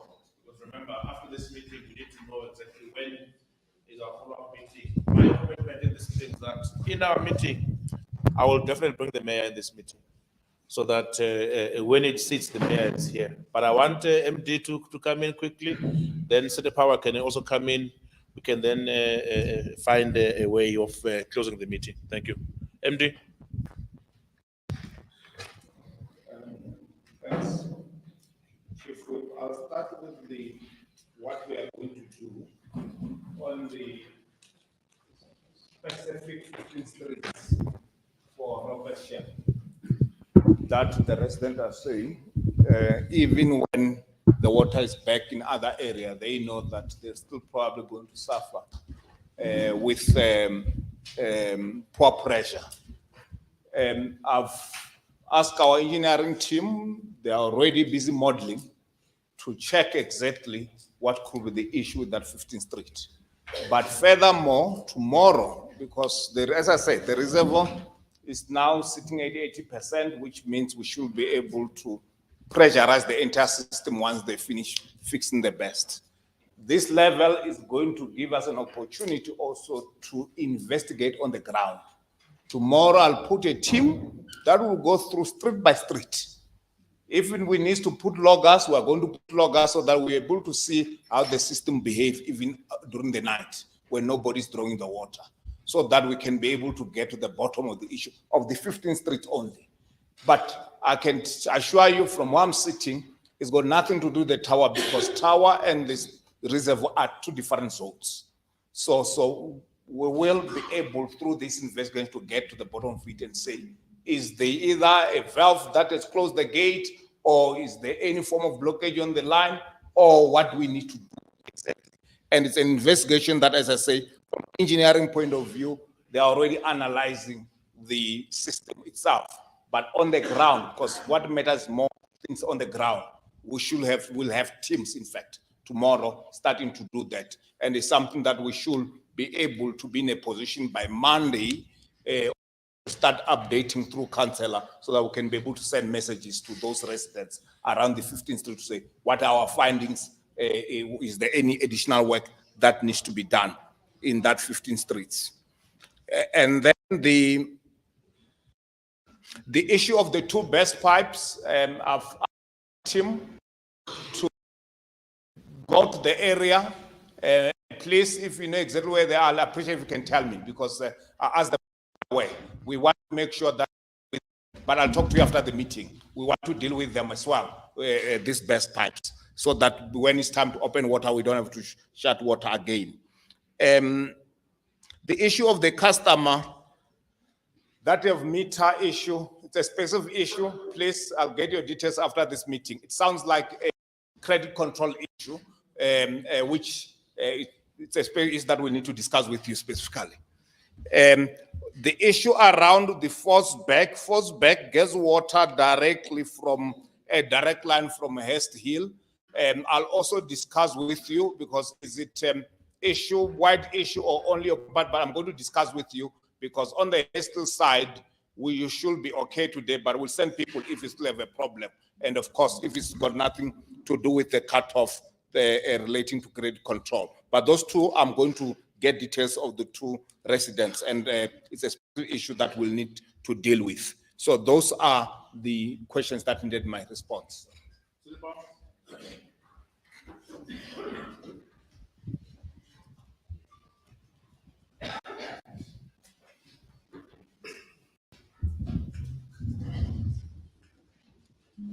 Thanks very much.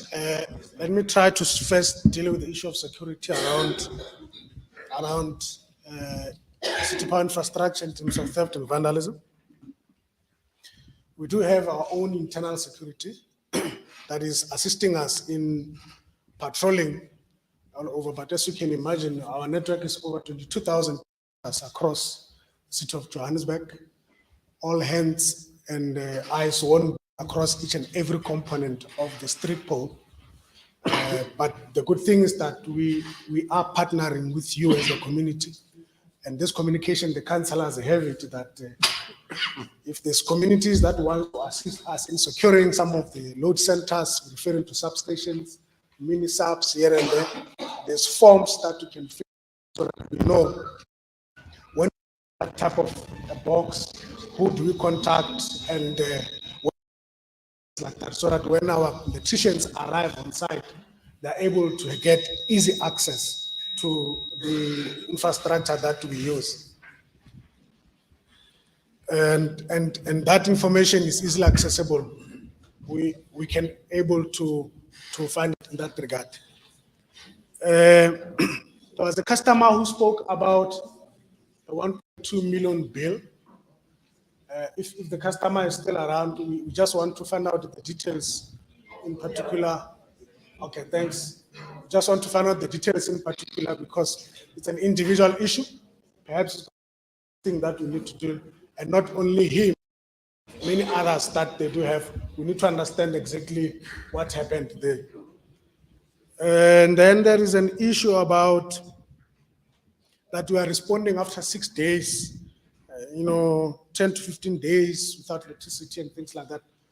Okay, what we want to emphasize is that our system is designed in such a way that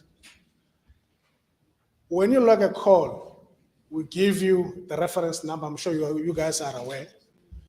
And then if it happens, because sometimes it happens in the midst of this load shedding, where we know this particular area is affected by a particular block is affected by a certain outage, we know then we group all those calls coming from there.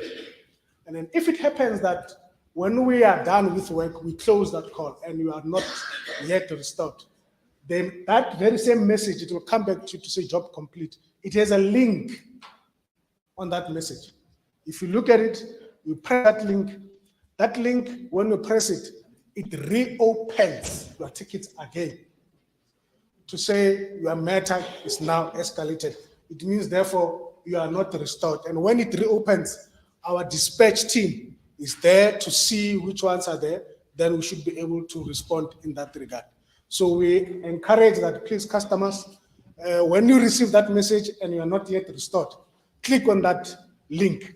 That link, it will reopen the tickets from our guys so that they're able to reprioritize it. But not only that, there is a call center at the city of Johannesburg, and there is a call center at City Power. The call center at the city of Johannesburg operates 24/7. You can imagine it deals with all services related issues. That will mean JRA, to include city parks and zoo, to include Joburg Market, any customer who wants to call and find out about all the entities that are doing or want to query of something regarding one of the entities at the city, you call that number. The unfortunate part, it could be that because there's a lot of customers that are calling, you are then inundated, and yet you are looking for City Power. City Power, there is a number that you can use. Please write it down. It's been communicated to everyone, including our councillors, but it's 011-490-7484. Monday to Friday, 7 to 4. On the law, 011-490-7484. That's City Power Street. It's not at the city, because we understand that some they may be calling the city looking for City Power, mainly because they may use their tax rates and then try to contact the city for using their bill and information that is there. But when you call this number, you should be able to reach to City Power during the day. But also we have what we call, because we are living in the era of technology, we have our website where you can go at www.citypower.co.za. When you get there, there is a portion that is called fault logging, web fault logging. When you click on that, it guides you what is required as a customer to ask your name, your details, your address, your meter number, and all that. Then once you provide with that, then it should be able to give you a reference number automatically when you provide the relevant contact number there, the cell phone number there. The other thing is at www.citypower.mobi. When you are on a mobile phone, any phone that uses WhatsApp, you should be able to go, because it means it uses a website. So on that URL, www.citypower.mobi. Easily at your comfort space, wherever you are, without even looking for a laptop or iPad or a desktop, you should be able to log, but following the very same strategies that I've said, and then it should allow you to log a call, and then we've provided account number and a meter number. And then where there is emergencies, maybe you see there is a pole that is knocked out and you don't have an account number, you just want to report. There is a pole, there is a cable on the ground, you just want to report. There is an option where it will ask you, is it your house or not your house? Is it a street? Is it a street pole? And then that one, it does not require your account number. You just then indicate a corner of this and that, there is a pole that has been knocked down, and then the team should be able to respond in that regard. We've got our control, as I've mentioned, our risk number to report any suspicious activities on our network is 0490 7911. 011 40 7911. Operator available 24/7 on that one. They should be able to respond. There is a WhatsApp number as well. It's 083 579 4497. 083 579 4497. Where you are able to take a picture of activity that is happening at that point in time and send it to that WhatsApp number. Even send a pin location, where is this thing happening? And then our response team at Risk Control, they are manning all these numbers 24/7. They should be able to send a reaction and check what is the situation. We are partnering with the locals. And unfortunately, it went out of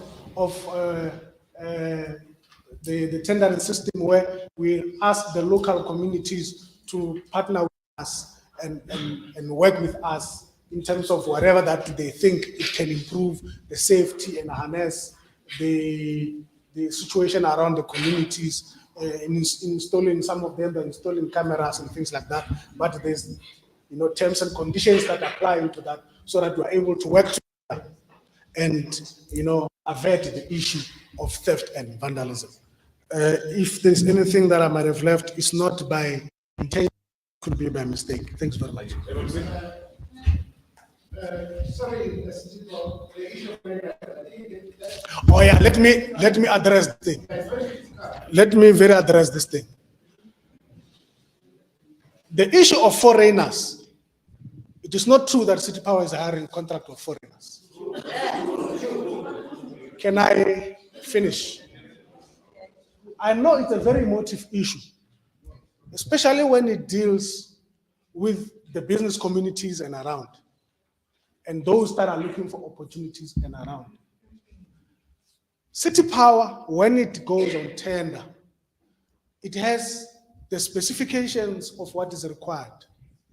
Whoever who is tendering, there is a laws that stipulate, and in all cases we indicate to say there is South African's ID and everything else in terms of the laws that are there for procurement. It is always important for us, that impact, because we understand the emotive issue around this situation. And as a result of that, when we have a contractor that is subcontracted or is doing business with City Power, we've got files as they come in our offices, that these are the electricians and this is whoever does go work on our network. All these people, they even come to our risk control offices that we vet a thorough clearance section, that whoever who's going to work around to move around must have our access card. It could happen that when you see there is a big trench that needs to be made because of a particular cable fault that might be happening in a particular area, and perhaps it will need more manpower and things like that. It could happen that maybe one of the service provider sees that I need to do this job very quick, and then just pick up people on the street, because the people that we have on our files are the ones that must happen. Now,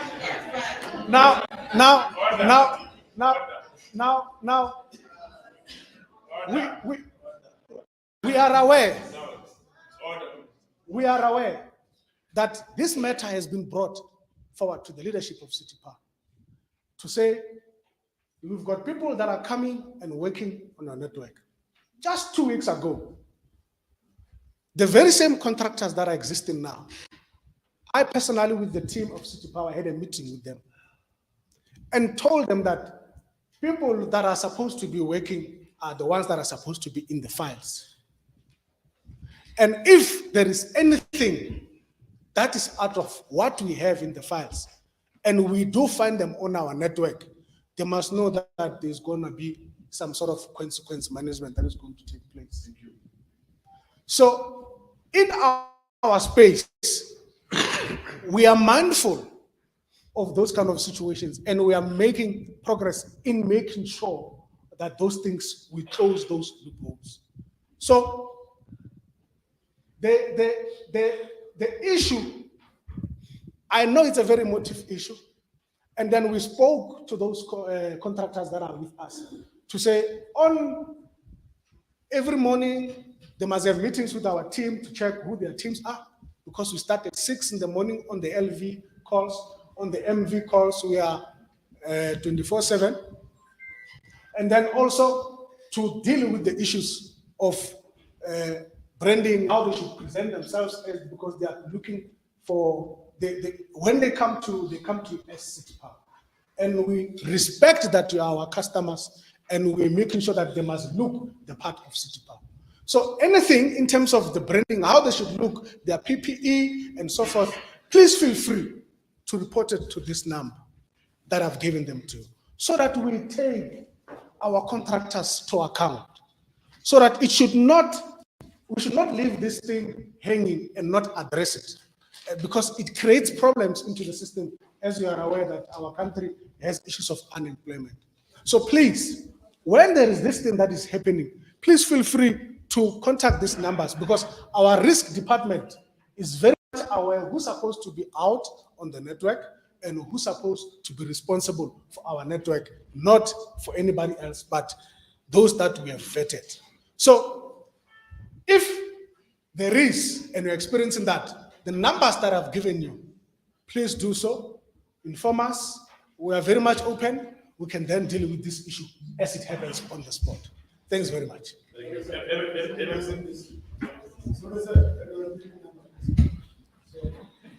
There is a landline and a cell phone number. The landline is 011-490-7911.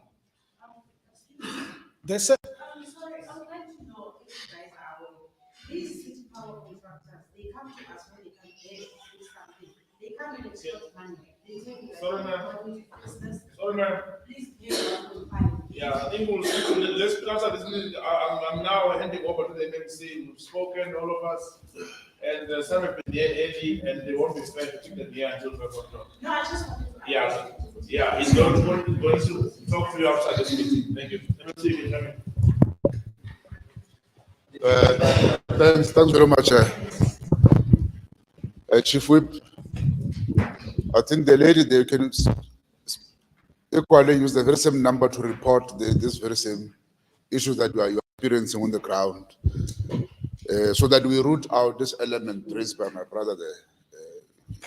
It should be happening within our ranks. But equally, I won't be long, but except to say that one of the major issues that one would have got out of this meeting, which has been there, Chief Whip, is that we just need to convene a very quicker meeting with Water leadership. So we shall issue that letter from the office of the mayor, so that in a meeting leadership of Water very urgently on this matter, because now, as we're indicating, it gives now our own customers problems. They're inconveniencing the customers of City of Johannesburg. For them, when you talk to them, they're very bureaucratic. It's fine, but they don't have a constituency like ourselves and councillors to deal with. So it's just easy for them to say that we'll convene a board meeting, then you'd have for the board meeting to convene before they respond to you, which is uncalled for. By that time, situation would have exacerbated on the ground. Other that meeting will take place this coming week.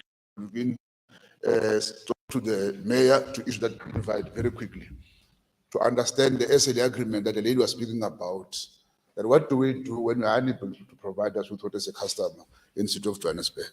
What is it that we can claim against Water? Now look, we'll also highlight the issue the MD spoke about, which I later, I think spoke about exemption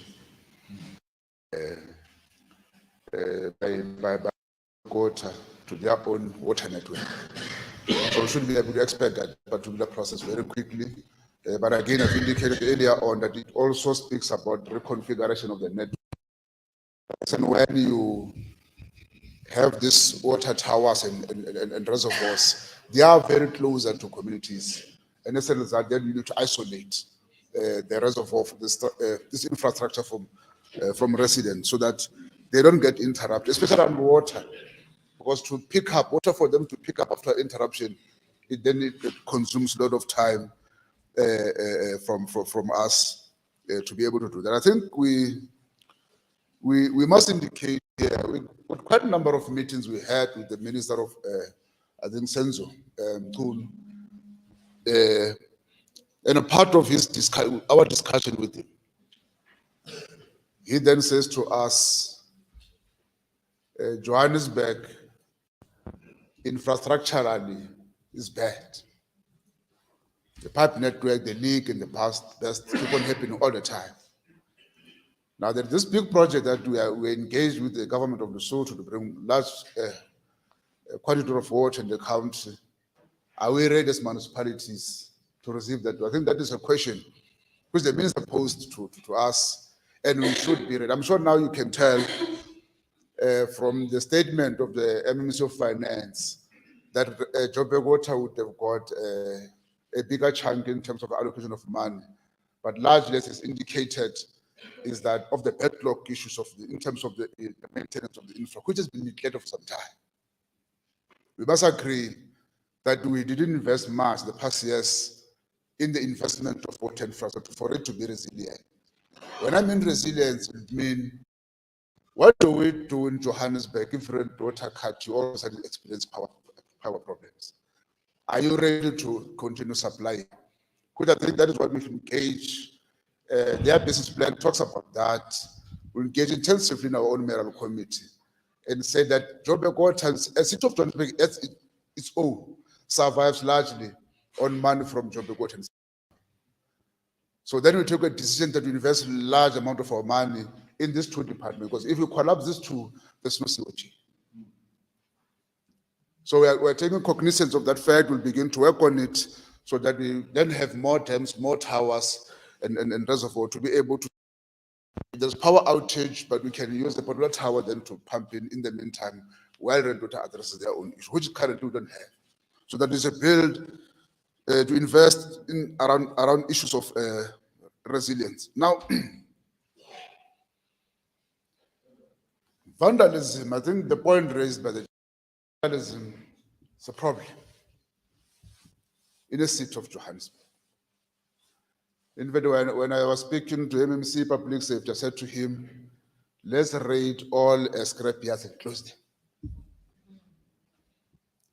Now, because this is major, because when you steal, there's a market, isn't it?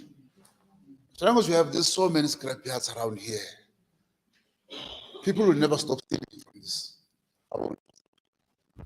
That's a reality. That's one point that we might have to look at it, zoom in around the issue of scrapyard in the city of Johannesburg. But I must tell you,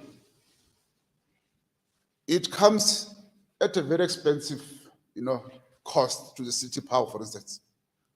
The area of Naturena, the business people will say, no, we want to leave. This is too much. Cut-offs, electricity, load sheddings, cable theft, and so on. Up until we had to do a project in Naturena, remove the cable underground and go overhead. Just to avoid criminals. At how much? So we'll be commissioning that line next week if we're opening it so that residents get it.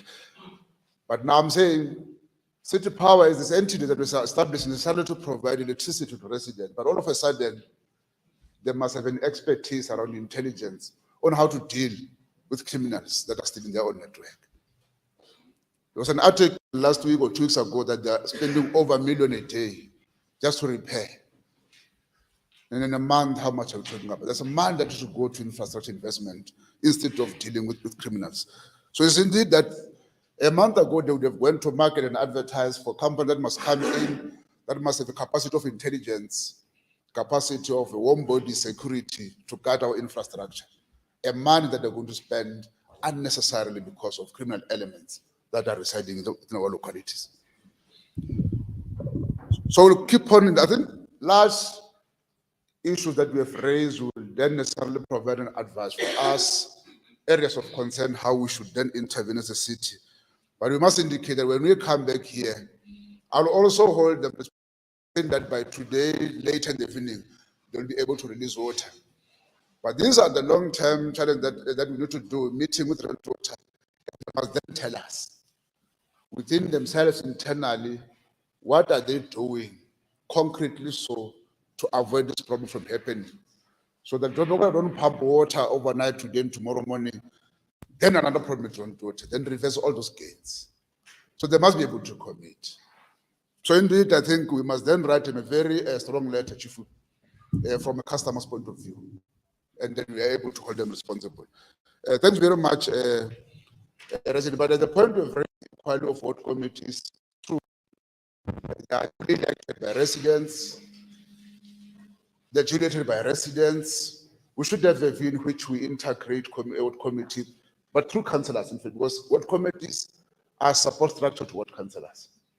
Firstly, they should be delegated by ward councillors in terms of their duties on the ground. But I think the constitution guides yourselves, having power to interact with committee, but on behalf of councillors. So that we not experience a situation where a ward committee will come to me without the knowledge of the ward councillor. Then it then becomes a problem. But we are saying whatever you do yourselves together with your councillors, let's design a model at which we empower each other so that we are able to assist what councillors in executing their duties necessarily as elected reps of them. Thanks very much. Thank you. Thank you, residents.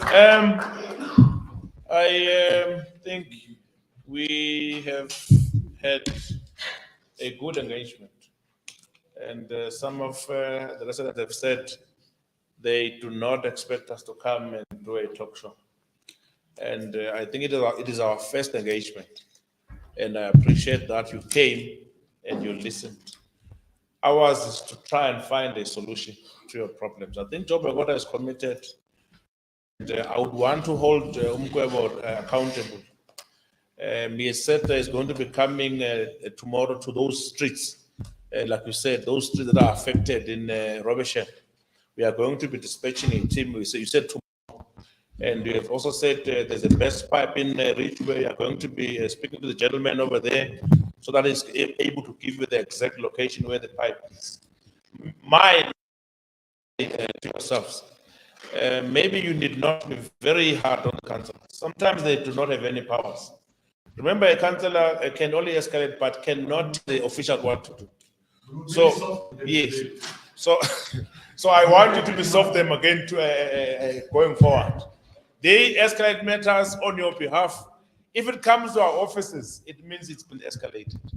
And maybe shortly, I would want the Councillor Faiza to just thank you for coming here. And I think throughout this meeting, you've been clapping for everyone around, but this table is incorrect. You clap for everyone, but this table can't be correct. I want, before you close this meeting, you clap for everyone who's in this meeting. Thank you. Yes, I'll thank you.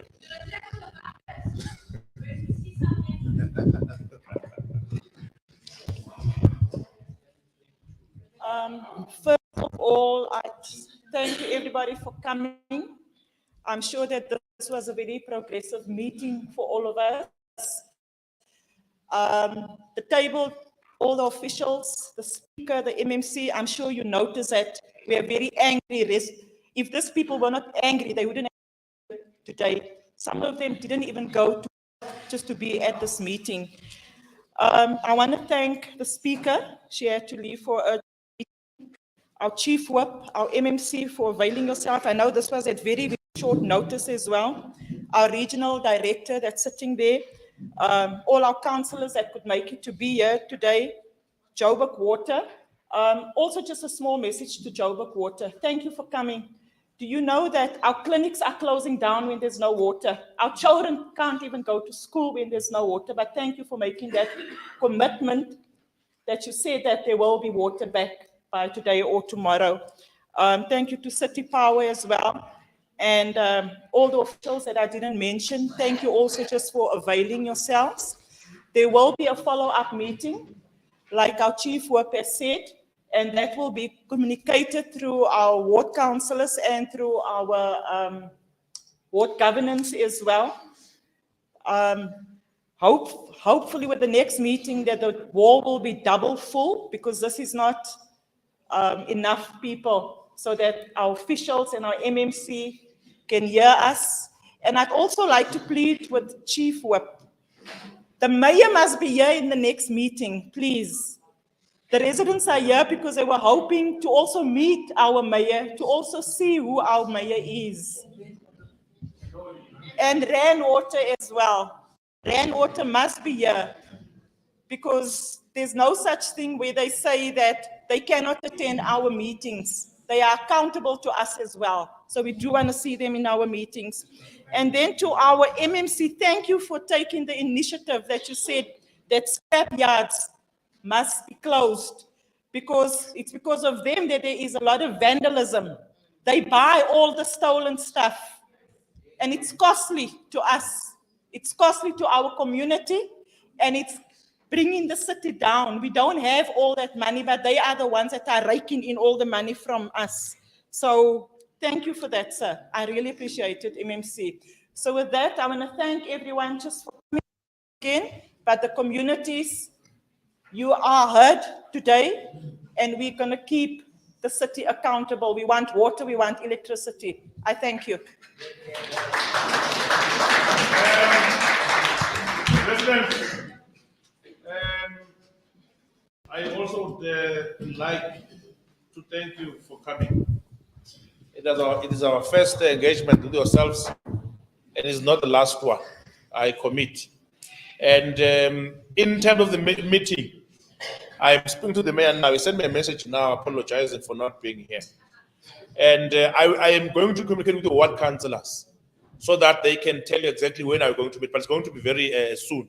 2 weeks. But yes, I'm hoping for 2 weeks, yes. Yes, 2 weeks. But in terms of what Joburg Water has said in this meeting, I am going to be making a follow-up this afternoon and tomorrow morning. Thank you very much. You can travel safe. Thank you, Seba.